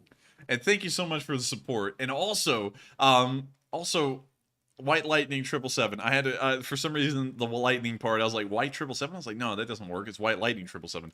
I got to thank you so much for the support and helping the channel to keep on running. You're a legend that's been around forever, literally. And so, to answer that question, the best I can, I would say the only way to join NATO is to apply to join NATO. They can either accept the application process or deny it. And once they accept the application process, then they hold a vote amongst all countries to see if they all unanimously agree on the new member joining. And if they do, then it's a matter of formalities and paperwork to make one's country an official member. And that, as far as we know, is how it works. But it may be a little bit more complicated than that. I don't know the exact answer to that and everything, but I think that's the way it works, the best I know. And so with that, thank you so much once again for support, White Lightning 777. I hope that does answer the question fairly well, and thank you so much for supporting this channel and helping the Lee Spring Army to keep on rolling. And so with that, we are on to the next one, and thank you once again. All right, and real quickly, there we go. But anyways, up next we have a super chat from Raphael Schneeves, once again, who puts in a $5 donation and says, may God have mercy on those poor Russian and Ukrainian soldiers. And thank you so much for the support. I do ask that there be mercy on the Ukrainian soldiers. I don't really know about the Russians, though. But with that, I do thank you for the support. I hope that does address the comment fairly well. And with that, we are on to the next one. Oh, man. 100 hands to the Dome came back with this one. This is his final comment. How do you explain Angela Merkel admitting that the EU had to get Ukraine to the Minks according meeting in 2015 because Ukraine was about to be overran by the LPR DPR? You stupid dummy. Oh, I'm sorry, Dome. That was your last one. You had to say yes or no. You couldn't even get that one right. Also, apparently the Ukrainians were brought to the Minsk agreement, and I don't even think it's really an agreement because this thing's just cute. I think everyone can agree on that. The Minks are cute. They also kind of look like wild ferrets. Also, well, Dome's banned now, but I asked Dome, what was your hourly wage, and also, do you like potato? I like potato. My hourly wage is 1 ruble, also equivalent to non-existent in American currency for calculation. But the Mink's cute. And I gotta say, if everyone came together on the Minks agreement, I would have to say, I think they would all agree that the Minks are pretty cute. And so on that, it looks like we had to take care of that bot. Sadly, we had to put it out into greener pastures, and I guess you could say, I don't know. I don't really know how in the world I could say that and be YouTube friendly. We took that guy out and we hit the gritty on him. So with that, we're on to the next. All right. And Navari Mandubrata said, enforce, I think it was the Minsk agreement. Well, yes, that is correct, Navari, but he said Minks. And also he misspelled everything else in the sentence too. But anyways, that was probably the only original sentence the guy actually wrote. The rest were out of the Google Doc. But up next, we have a $5 super chat from GNF, who says, people who say Ukraine shouldn't have given up their nukes forget that Ukraine didn't have the launch codes to fire them. People who say that the Ukrainians shouldn't give up their nukes also forget that the Ukrainians couldn't financially afford to maintain or keep really any of them, and so they really had to give them up anyways, too. So both of those things are true, actually. And so with that, thank you so much once again for the support. I hope that does address the comment fairly well. And with that, we are on to the next one. And thank you so much once again for the support and providing that information. There was a lot of reasons that the Ukrainians had to give up their nukes, so in all honesty, there was never a reality where they could keep them, even if everything had worked out for them financially. There was not enough money there to maintain them. But with that, on to the next one. And up next, we have a $5 super chat once again from Raphael Schneeves, who says, I'm pretty sure the T-90M has a laser warning sensor that automatically deploys smoke. May God have mercy. And thank you so much for the support, and hopefully God does have mercy on our souls. And to answer that, I think that is true. I think T-90s have an automatic a protection system when they get lased. I believe the turret turns to where they got lased, fires around at it, and also pops the smoke, if I remember correctly from what someone told me a long time ago.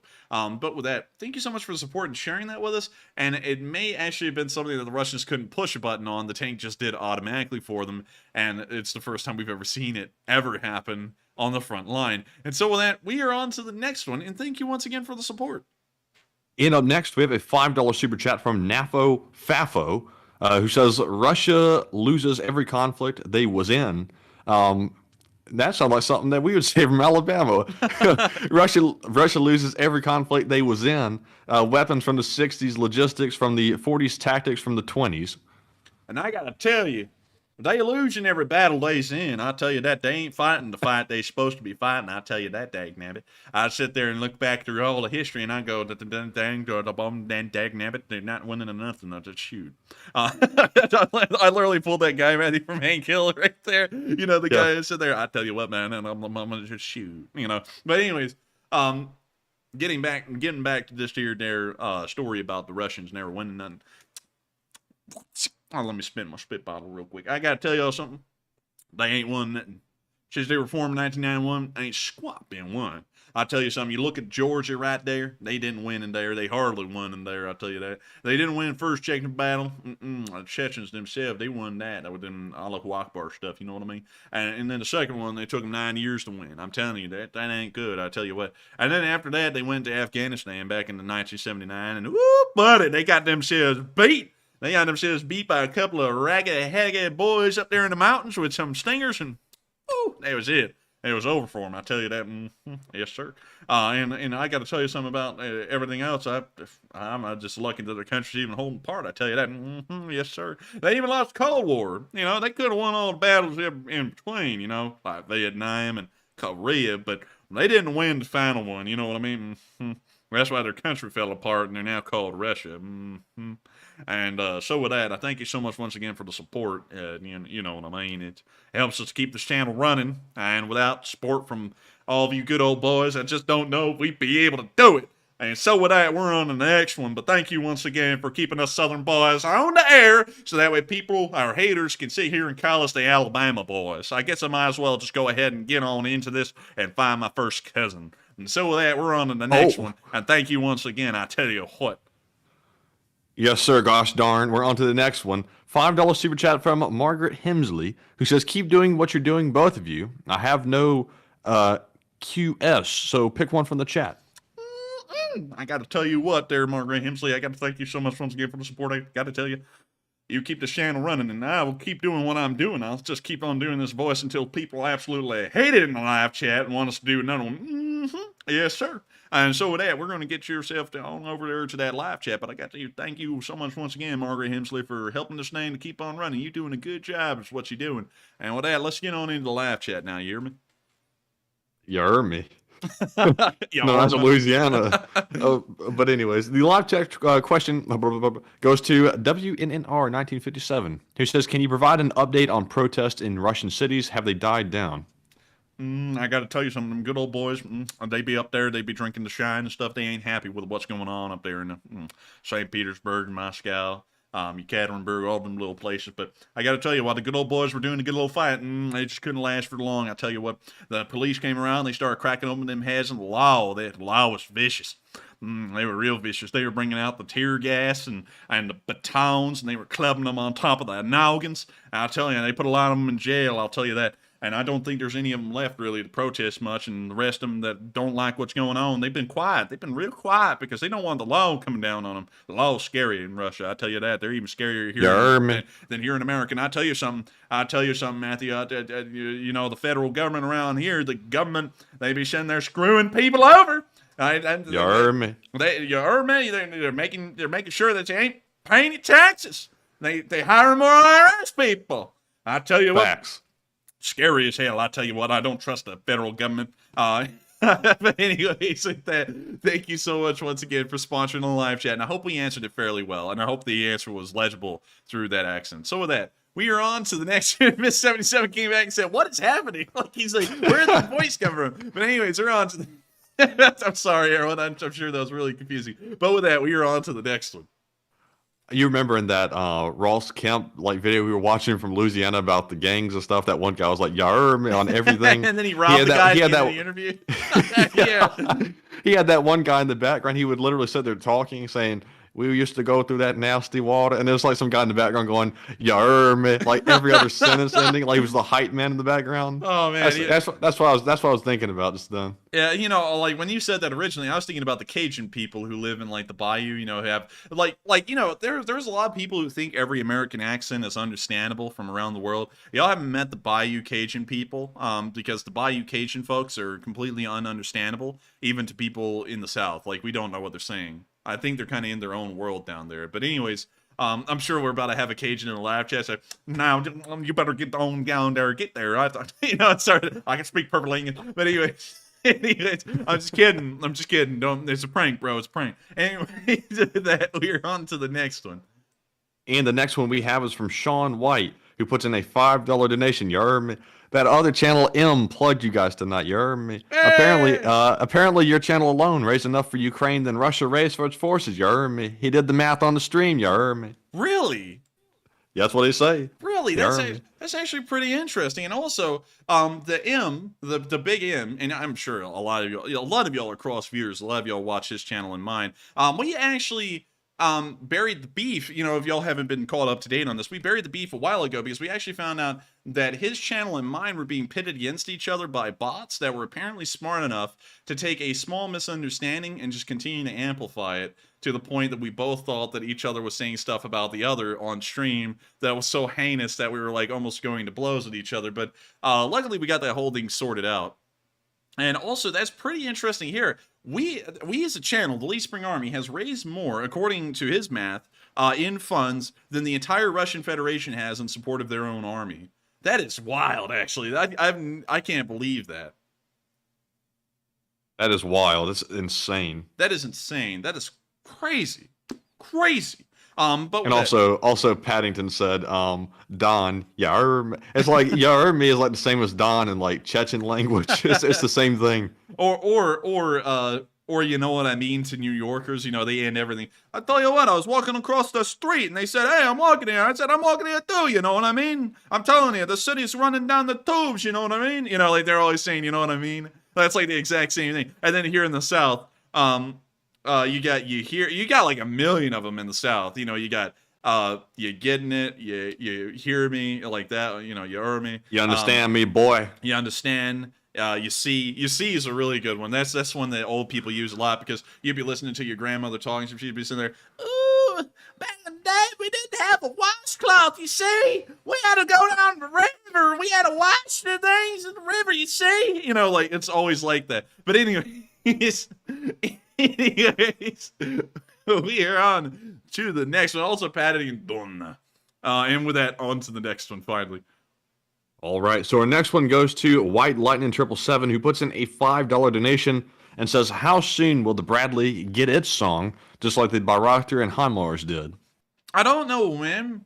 I just hope that this one that's made doesn't get copyrighted in the future, because, you know, like the last two have been copyrighted. The Bayraktar and the HIMARS song both got copyrighted, and so we can't play the real ones anymore. We have to go find other ones that are copyright free. So if a Bradley song comes out, hopefully the band that makes it doesn't copyright it, so that way we can actually play it on stream.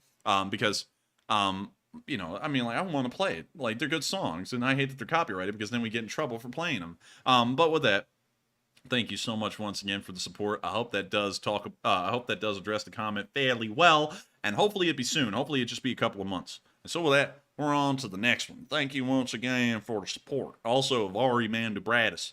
He's talking about, "I have a few Southern accents under my belt. Virginia," I don't think Virginia's Southern anymore, really. Like, I feel like they're more Northern than Southern culturally. Like, I went through there. They're like, they might be Yank. I think they kind of are these days. They're like Southern light, you know. They're not really Southern. And you know, I'm not really one to talk about Southern as in like there's kind of like only one Southern that people accept nowadays, and it's like the redneck Southern, like hop on, don't say we can't say the R word, redneck, for some reason, because that actually pisses people off. But that's what I've been called my whole life, like by people outside. Redneck pisses people off. Yeah, apparently redneck pisses people off now. Like people don't like being Well, we're called from that. here, so we can use it. Yeah, so we're from here. We can use it. Anyways, getting back to Virginia, they're not really Southern at all in any aspect. There's not like the Southern gentry there. There's not like the rednecks. There's none of that. Like we went through Virginia, and I feel like honestly it's like Pennsylvania nearly. It didn't seem at all like it was from the South. I would honestly say that too about Kentucky. Like Kentucky's kind of like Southern-ish. Really, they are a border state, so they're like a mix. And then I would say the true Southern states are North Carolina, South Carolina, Tennessee, Georgia, Florida, kinda. It depends on where you are in Florida. Like the Panhandle, I would say, is really the only southern part. The rest of it's like the Northeast for the large part. And then Alabama, obviously, the heart of Dixie, all that crap. Tennessee, Mississippi, Arkansas, kinda. Like Louisiana for sure. And then Texas. I know this is going to come as a shock to a lot of Texas. I don't consider Texas a part of the South because they really love doing their own things so much that while it has Southern elements like food, barbecue, and stuff like that, it doesn't really have like the same feel as the rest of the South does. It's almost like they have their own culture. It's like a subculture of the South. But I would say, Avari, like each state, interestingly enough, does have their own little different variations in accent. But they're very small and largely unnoticeable unless you've been around these areas for so long that you can actually tell them apart. It's not like Britain where you can go 5 miles and run into totally different accents that don't even sound like each other. So with that, we are on to the next one. But interesting to hear that you have that many accents under your belt of R. You must sound like Mr. Southern Wide. But anyways, on to the next one.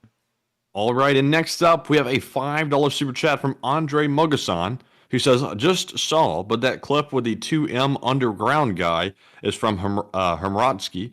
Did you check them out on YouTube yet? I haven't checked them out on YouTube. In the underwater video? The underground guy, 2 meter underground guy. Oh, no, I haven't checked them out. I thought he said underwater. I was like, 2 meters underwater? Why are they underwater? We didn't watch a video like that. But I haven't checked out his channel, but I think in the future we will. And so with that, thank you so much once again for the support. I hope that does address the comment fairly well. And with that, we are on to the next one. And the next one goes to Raj Kapoor, who puts in a $5 donation and says, when do you think we'll see Bradleys on the front line?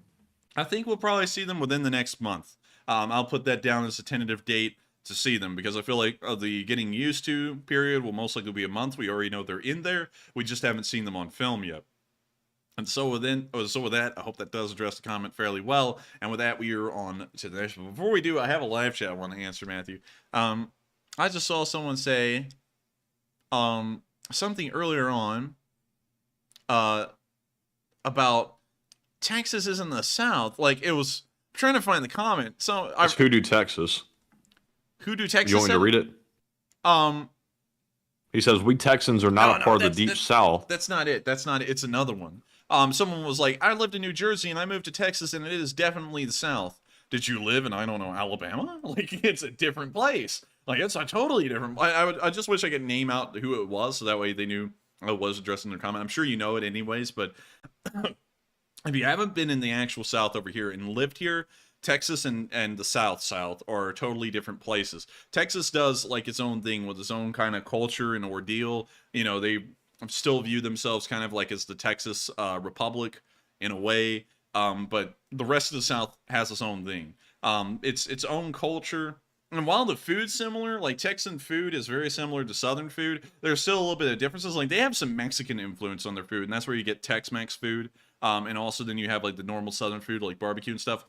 But they are different in their own way. So I'd honestly say, in my opinion, and the Texans can fight about it, but I think Texas is not really an actual part of the South. It's like quasi-South or a sub-branch of Southern culture. But with that, also someone said Georgia is the South. No one's arguing that. Like Georgia is the South. Like I would consider Tennessee, Mississippi, Alabama, and Georgia to be like the cornerstones of the South. Like in terms of the culture, this is where like the heart of the stuff is. But with that, we are on to the next one. And the next one we have is from Anthony Bestwick, who puts in a $5 donation. And it's actually £5. He says, take a look at United 24 YouTube site. There's some good vids. Now, also, goodness gracious, like, this is a different language here. I'm not sure if this might be a different language. Put it in the live chat if you don't know how to read it, and we'll see if it is something else. Let's see here. Let's see. I think I really honestly cannot tell. But it says also expect to possible see rapier something in Ukraine soon as they got replaced. Interesting, and I will be waiting to see that. And also, did you put, let's see, expect to possibly, okay, it was just a little bit misspelled. I thought the guy probably put in Welsh or something, and I was about to, like, pull up Google Translate and get it. Might be Welsh. No, Welsh is different. Like, I'll show you. I think Anthony is Welsh, by the way. I think he is. Google Translate Welsh. That Welsh is coming out in him. Like, I can't even speak Welsh. It's a crazy language. Like, hello. Let's see. How? Well, hello. How? How? Hello, suit. Wait. Hello, suit. Like, so it's very different. But anyways, moving on from that,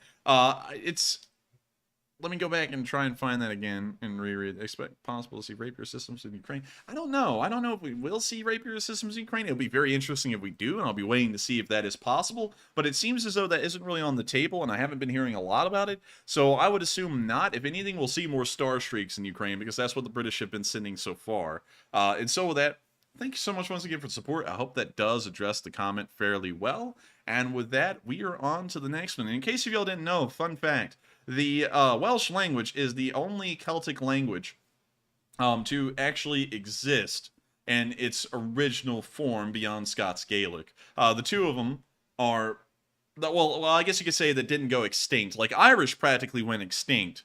And it had to be brought back, through Irish nationalism and things like that led to the Irish independence in 1920. But in Wales, it lived just enough that they started bringing it back. There's not a lot of Welsh speakers left anymore, but it's still a really cool language. And if you go to Wales, they put Welsh and English on every single sign in Wales. So you can actually see what the English word is and what the Welsh word is for everything that occurs on a roadway, or a motorway as they call it in Britain. But really cool. And when we went to Wales, no one ever tells you this, but Wales is so freaking beautiful. Like, it is, in my opinion, beautiful, more beautiful than some places in England. Cornwall's unbeatable, though. Like, Cornwall was just amazing. But Wales was an incredibly beautiful country, filled with very neat people that had a really neat accent, and also every once in a while you would hear someone speaking Welsh and you'd be like, oh my god, that's crazy. Like, that doesn't even sound like it's from Europe. It sounds like it's from, like, a far away. I don't even know where to explain where it would come from. It just doesn't even sound like it's from this world. It's a weird language. But anyways, with that, we are on to the next one. And next up, big shout out to Ivan Diablo, Merlin71, and Dubsy Dabster. They each put in a donation without a comment, but thank you all three for the support, and we do appreciate it very much, and thanks for helping to keep us running as always. And up next, we have a $5 super chat from Jim Toy, who says, Enforcer, do you know the rate of fire for the Challenger 2 and Leopard 2? Excuse me. I believe the rate of fire for the Challenger 2 is around 7 rounds a minute. Challenger 2 rate of fire. Let's see here. Are you just gonna tell us? How far can a Challenger 2 fire? We are not wanting to know. We're wanting to know the rate of fire. How far can a Challenger 2? How many Challenger 2s have been destroyed? 2. Wait, only 1. Whoops. Only 1.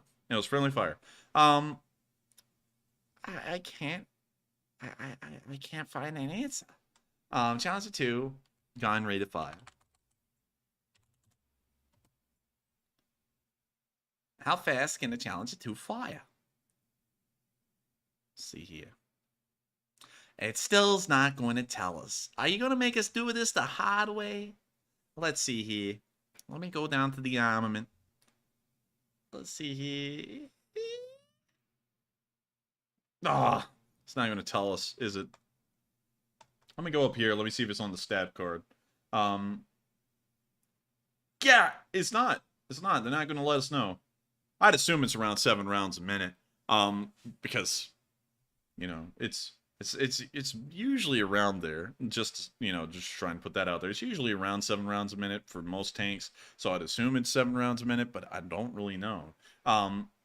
It's, as far as I remember, reloading wise, it's not going to be as fast as some others, like the Leclerc, which has an auto loader, which apparently the Leclerc can fire off a round and have the next one ready in around 4 seconds, which is one of the fastest reload rates in the world for a tank.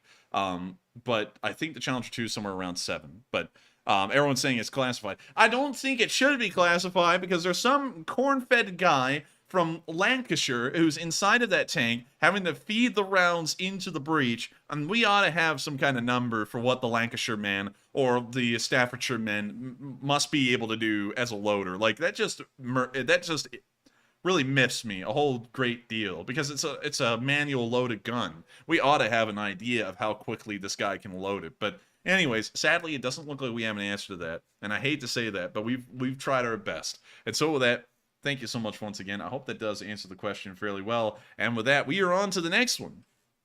And real quick, this is a heads up. Turn down your headphones for just a second because it's about to get loud. But the last super chat we have is from Rocco World Domination, who puts in a $3 super chat and says, Igor! And glory to the LSA. Go ahead and take a question from the chat. Igor! And thank you so much once again. Now, thank you for the support, and long live the Lee Spring Army. And so with that, let's get to the live chat. And everyone right now is going, what is that? I can't hear. Yes, they were warned. But anyways, the live chat the live chat question goes to Try and Take Alaska. Who says, did you guys see the partisans blow up the train tracks in Luhansk? We did. We actually saw that, I think, before we took the Monday break. And so with that, I hope that answers the question fairly well. And also, thank you, Try and Take Alaska, for being here tonight. You are a channel legend, and it's really cool that the live chat went to you. I saw you in the live chat a little bit. I was like, I wonder if we're going to be answering one of your questions tonight, and we did. And so with that, we are on to the live chats now, full on. Like, it's just live chats for the rest of the night. All right, and yes, indeed. And also, Miss 77 said, thank you so much for the volume warning, and you're welcome. No problem at all. I see some people already claiming my speakers are crying. Also, my wife WD hates said, you guys. again with the lame screaming? Like, come on, man. Like, we're trying to have a little bit of a laugh here and some fun. Like, this is we're getting this is like the LSA Yelp reviews. We have one from Try and Take Alaska. My wife hates you guys. 1 star. We also have, let's see here, Bobby Carolfa. He says, what? My speakers are crying. -1 star on Yelp. And then we have one from Paddington. He says, headset has broked. You owes me a headset. I love it. Oh, man. There was a warning, I will have to say. At least this time we did give a warning. There was a warning. There was a warning. And also, we do that to try and be a little funny. Like, I don't know. Like, I think most of them are joking, by the way. Enforcer's about to get in his feels about this. Well, yeah, but I think that one, like, the one from Double D, like, again, with the lame screen, I think that's just serious. But, like, we're trying to do it to have fun and kid around, so I'm sorry if it miffs you. But with that, let's get to the next live chat. All right, so first up, we have the Morse code decoders. JP's RCs, Mark Hodges, and CFA. They said the Morse code tonight says Challenger 2 tanks can and will change the war. Slava LSA and Slava Ukraine. And thank you so much for deciphering that Morse code message. And the Challengers will be a game changer. Ding-a-ding-a-ding. Y'all did get it correct. And so with that, thank you to all of y'all tonight who deciphered the Morse code message for doing that, because y'all have done that without fail. And so with that, we are on to the next one. And the next one we have is from John Pasquale, who says, Enforcer, what is the Russian troop number advantage over the Ukrainians at Soledar and Bakhmut? I actually answered this one a little bit earlier. We're assuming that the Russians have a numbers advantage over the Ukrainians of 2-1 or 3-1, but we're not really sure because we haven't been able to get an accurate head count on how many Russian forces are in that area, but we do know that they outnumber the Ukrainians. That's one thing we have been able to confirm through a head count, but we haven't been able to confirm by how much. And so with that, we are on to the next one. All right, and next up we have a super chat once more from Billy Joe, Carl, Bob, Danny, and Frank, the entire family, who puts in a $5 donation. Yes, the entire one. Who says Ukraine actually have a huge problem with Russian sympathizers and spies and snitches. all over the country, and that's why the orcs could capture Kherson. This is message 1 out of 4. And thank you so much for the support, the whole family. And that is kind of true. It's much like how there's a lot of Ukraine supporters inside of Russia. There's people who root for the other side in every country and always try and help them out a little bit. But I don't think the people in Ukraine understand that that's not to their, I guess you say, benefit to support the Russians. It's to their detriment if they don't know what's going on in the occupied areas right now and what will happen to them once they get in an occupied area. But with that, thank you so much for the support and adding that in, because that is pretty true. That's why the Ukrainians have been going around with the police trying to grab up these people like hot pockets. And so with that, we're on to the next one. All right, and up next, we have another one from the entire family who puts in another $5 donation and says, so fast with almost no opposition, a certain commander apparently uprooted the minefields, ordered a retreat, and didn't blow up them bridges. And that is also true. That was a massive problem that the Ukrainians faced earlier on in the war, was that the general was sympathetic, and they actually had him removed from his position and I believe held accountable in a trial. And so with that, let's get to the next part, 3 out of 4. The next part says, didn't blow up them bridges over the Dnipro, and in short, they have a lot of cleaning up to do and well beyond the end of the war. Also, could you read my super chats, ... and I'm assuming he's about to say in order. Yeah, we've been reading them in order. Yeah, wait, I think it just popped in. If for some reason the live chat stopped, that's interesting. They're still running for me. Well, I saw the next one pop. Oh, wait a minute, that was 3 out of 4 that popped. Wait a minute, what? What are you looking at?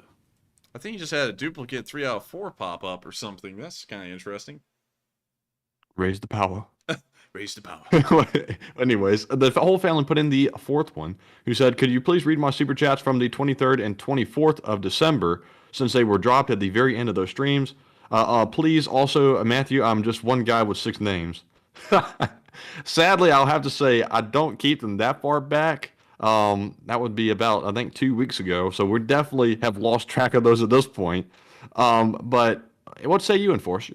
I would say if you would like to throw in those questions here again, please feel free to do so. Sadly, we don't keep records that far back. Usually the records of what the Super Chat questions specifically were usually get deleted, I think, at the end of every single night, right at the end. That is correct. Yeah, we just catalog them for the night and then get rid of them. So if you want to throw in the question again, we will make sure to try and circle back and answer it. And so with that, I hope we addressed all 4 parts of that of the book fairly well. And thank you so much once again, the whole family, for the support. And I know you're just one guy, but it's still fun to call you the whole family because your name is literally the whole family. And so with that, thank you so much once again. I hope that addresses the comment fairly well. And with that, on to the next one while we wait for the question.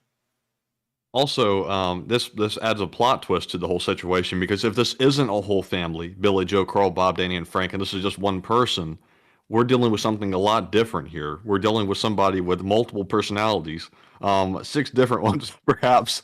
But anyways, let us know the backstory behind that name if you haven't already told us, because I'd be curious to know. But anyways, back to our live chats. We have a question from Panama Floyd, who says, is the Challenger 2 diesel or a turbine with kerosene? It is diesel. No other tanks in the world use a jet turbine except for the M1 Abrams and also the T-80 main battle tanks. Beyond that, almost every single tank in the world still uses a diesel engine, except for the occasional one that I'm not thinking of right now, but I know there's maybe one other tank out there that I haven't named out that does use a jet turbine, but I can't think of it. Anyways, I hope that does address the question fairly well, Panama Floyd. And also, thank you for being a channel legend, Panama Floyd. Panama Floyd is our Floyd of Panama, the Panama Floyd. And, you know, I'm talking about Floyd the barber from the Andy Griffith Show. Oh yeah, 2 barber chairs, yeah. 2 chair. Oh, yeah, great, 2 chairs. I'm just playing with you, Panama Floyd. And with that, we are on to the next one. All right, and our next one goes to Mad Machine, who says, are any Ukraine tanks and are any Ukraine tanks and APCs equipped with canister rounds? Canister rounds? Like a shotgun round? Kind of like a canister shot from the Napoleonic era? If you're asking about that, I don't think so. It's either high explosive or armor piercing, and I don't think either of those are canister shot like you would find in the Napoleonic eras or earlier on. But with that, I hope that answers the question if I'm understanding it correctly, and we are on to the next one. All right. Let's see here. The whole family here said, Enforcer, you did answer my question. Thank you very much. And do keep saying the family, but don't add the and before Frank, and say the name super fast. Let's see. I'm trying to figure out here if it means something. Let's see. Okay.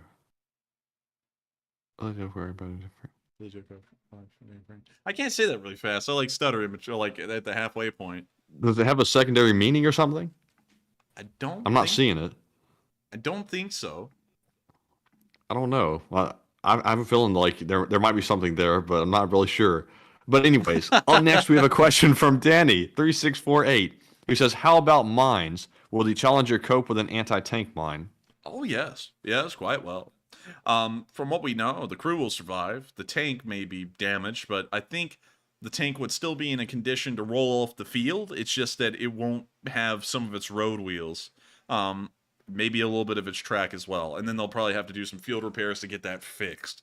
So with that, I hope that answers the question fairly well. And we are on to the next one. And up next, we have another super chat, this time from White Lightning 777, who puts in a $10 donation and says, "Are you familiar with how Israel caught Eichmann and put him on trial? And can Ukraine do the same to Putin?" Now, I don't know exactly how they caught Eichmann. But, ooh, this guy right well, he here. had a bad name. Name. He's got a bad name, and not only that, Matthew, he's got the skull and crossbones on his cap, which only means that means he was SS. Yeah, that means he was SS. That means he was the evil guys, the really evil guys. Why does it say employer RSHA? Where do you see that? On the side, it says employer RSHA. What the hell's that? Oh, that was the security main office. The main office. Jeez. Yeah. So he was the secretary of the main. Hi, this is the Reich Security main office. How may I help you? Oh, it's the Russians? Oh, this is great. What do you need? Oh, you're in Berlin? Oh no, that's terrible. It looks like it's time for me to go to Argentina. Bye. Click. I need to leave now. Get me on the boat. But anyway, I never knew there was just like a main office and like side offices. That's different. You know, the stupidest organization name in the Second World War was the Schutzstaffel. Like that sounds like something you would go to have like Belgian waffles in the morning. Maybe. Click. Hello. Hi, Charlene. What are you doing? Oh, you taking the kids to the Schutzstaffel? Like, it sounds like that. Like, I don't like the name of that. That's just goofy sounding. And also, wait, let's see. It says that children is Klaus, Horst, Dieter, and Ricardo. Where does it say? Where does it say that? You're looking all over the screen. I don't see any of this. You see, it says right there, children. There's a lot of words on this page. I don't know where it's. No, on the right. It's under the info, like bio column. Children, Klaus, Horst, Dieter. I think we have a viewer named Dieter. But also Ricardo. So you named one of his kids Santa Claus. Santa Claus. And then Horst Edel, Dieter Helmut. That's what someone said whenever they wanted the crap in their helmet on the Eastern Front. Dieter Helmet. And then they got one and they crafted. It's Ricardo. Oh, wait a minute, is that the Ricardo, the football player? Like the famous football player, Ricardo? Boy. Oh, no. Let's see. Oh, man, you got a couple of Iron Crosses. Oh, wait a minute, that's you know, it's like a minefield trying to go over World War II history on YouTube because, you know, there's a certain symbol that they don't really like too much, but... I like how all the defenses to all the charges were always, he said he was simply following orders. Yeah, where in the world does it say that again? Oh yeah, but said he was simply following orders. I was simply following orders, guys. I was just simply following orders. And look at this. Let's see. Did they not learn after like the 20th person that tried to use that defense that doesn't work? But look at this. This guy right here. They say largely it's true because he was the commander of the base, so he's responsible for everything that happened at it. 437,000 of Hungary's 725,000 Jews have been executed under his command of Auschwitz. You know, if you really want to put that into perspective, you would have to take everyone who's been killed in Ukraine, civilian, Russian, and Ukrainian, and multiply that number most likely by a factor of 3 to get to where that number is right there with just the Jews that this guy killed. And when you think about it, The Russians are really monsters, but it really puts into perspective how much a monster an average Nazi was, like a Nazi war criminal, to just have this under their name, and for multiple dozens, if not hundreds of people to have these kinds of war crimes and atrocities just attached to them.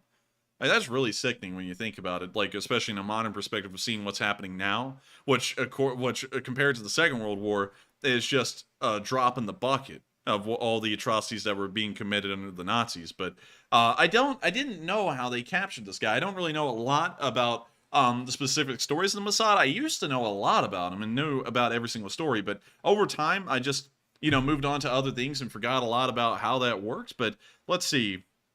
He was captured by U.S. forces, detained, and moved around Germany to avoid recapture. He ended up in a small village where he lived until 1950, when he moved to Argentina using false papers he obtained with help from an organization directed by Catholic Bishop Eloy Hudal. Great. Information collected. I find it interesting that it says over there he died in Ayalon prison in Israel, executed in Israel. It's kind of interesting. Yeah, he was hung in the prison. Kind of I guess a fitting place for that.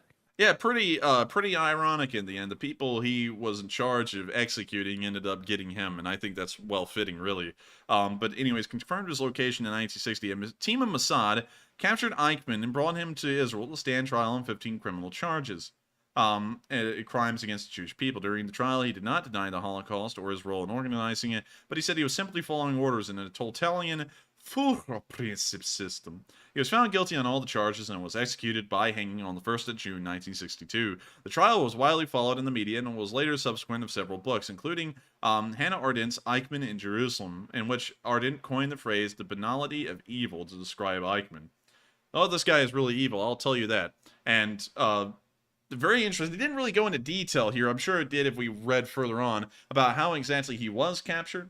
But I don't know if they could do something similar to Putin. I think he would have to have largely fallen off the top of the heap like this guy did at that point of moving to Argentina for him to be captured and brought to justice for what he's done. But I wouldn't say it's impossible. It would just require a lot of things beforehand to happen, like Putin just becoming completely obscure to the point that no one really guards him, and he's just sitting in a house in the middle of nowhere in some random country. But with that, I hope that answers the question fairly well. Is this also, by the way, something I've always wondered?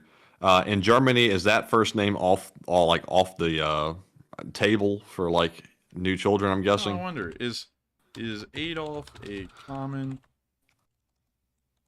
German name? Until it became infamous through the dictator. From 1951 onwards, the name was barely used anymore. So our little boy Adolf there, he kind of screwed over everyone who was named Adolf and ensured that no one in the future would ever be named Adolf again. That's bad. I'd have figured as much. That's bad when you're such an evil person. Everyone's like, you know what? We're just not ever going to name anyone that again. We're just going to forget that name and just move on. And I can only imagine the parents that named their kids that after what happened. It's like the kid's not going to have a very good life like that. No, not really. I wonder if that's something in Germany, where like a kid goes to school, like kindergarten or something, and they're like, his name is Adolf, and like all the teachers are like, his parents must be like, like neo-Nazis or something like that. I wonder if they're like that in Germany. I wonder if they think that whenever a kid comes to school with that name, like they just go to school for the first time. I wonder. But anyways, with that, we're starting to run out of time. So with that, let's get on to the next one. The next question goes to Bubba Uzala, who says, do they still hang people found guilty at The Hague? I don't think they do. Let's pull it up. Do they still execute at The Hague? Capital punishment in the Netherlands. So it appears that they do not execute people in the Netherlands anymore, which is where The Hague is. But let's see if The Hague has one.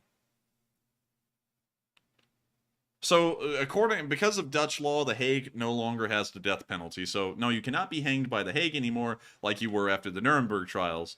Or, when you're just brought before The Hague outside of the Nuremberg trials. But with that, I hope that answers the question fairly well. And we are on to the next one.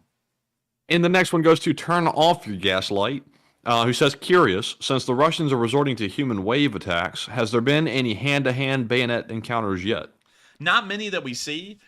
Because of weapons being able to fire automatically now, we usually see that people just get sprayed down at very close ranges in auto, and we don't really see anyone getting stabbed much. I haven't seen a single video of hand-to-hand combat or melee of any form. It's always just been very close range, spraying down of each other like a garden hose. So with that, I hope that answers the question fairly well. And now it's time for us to get on to the final question of the night. And so, who is the lucky last person who threw in the lucky last question of the night? And that viewer is Frequency Harmonic, who says, would you say that Soledar and Bakhmut is a Pyrrhic victory? I would say that Soledar and Bakhmut would be Pyrrhic victories. But that's if you can really call them a victory. Because if you lost as many soldiers as the Russians, does taking the village or the town anymore even count at all as a victory? Because yeah, you took the ground, but you lost so much that it wasn't worth it at all. It wasn't even like, we lost so much that it just broke even, which is what a Pyrrhic victory sort of is. They've lost so many soldiers that they're never going to break even now.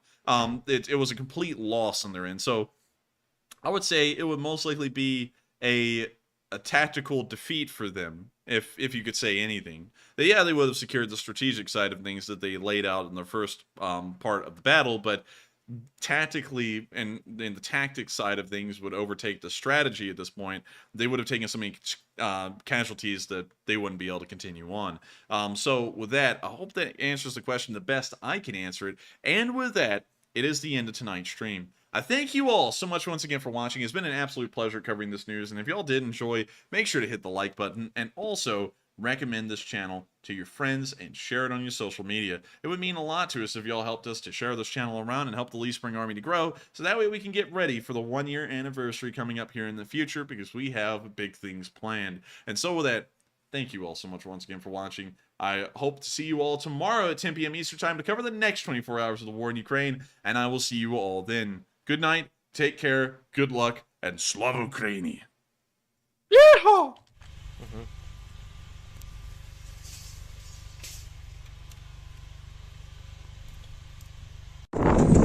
Yes. The Lee Spring Army sends its regards.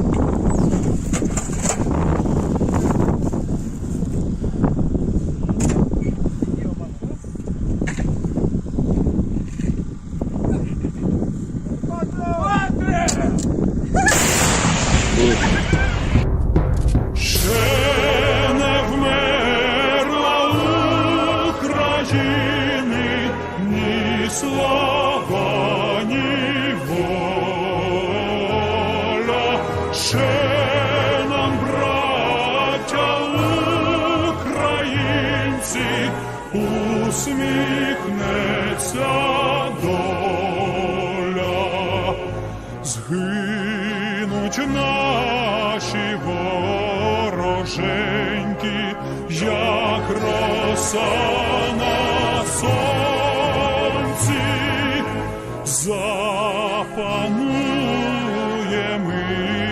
ми, браття, у своїй сторонці, душу й тіло ми положим за нашу свободу і покажем, що ми браття козацького роду. Душу й тіло ми положим за нашу свободу і покажем, що ми браття козацького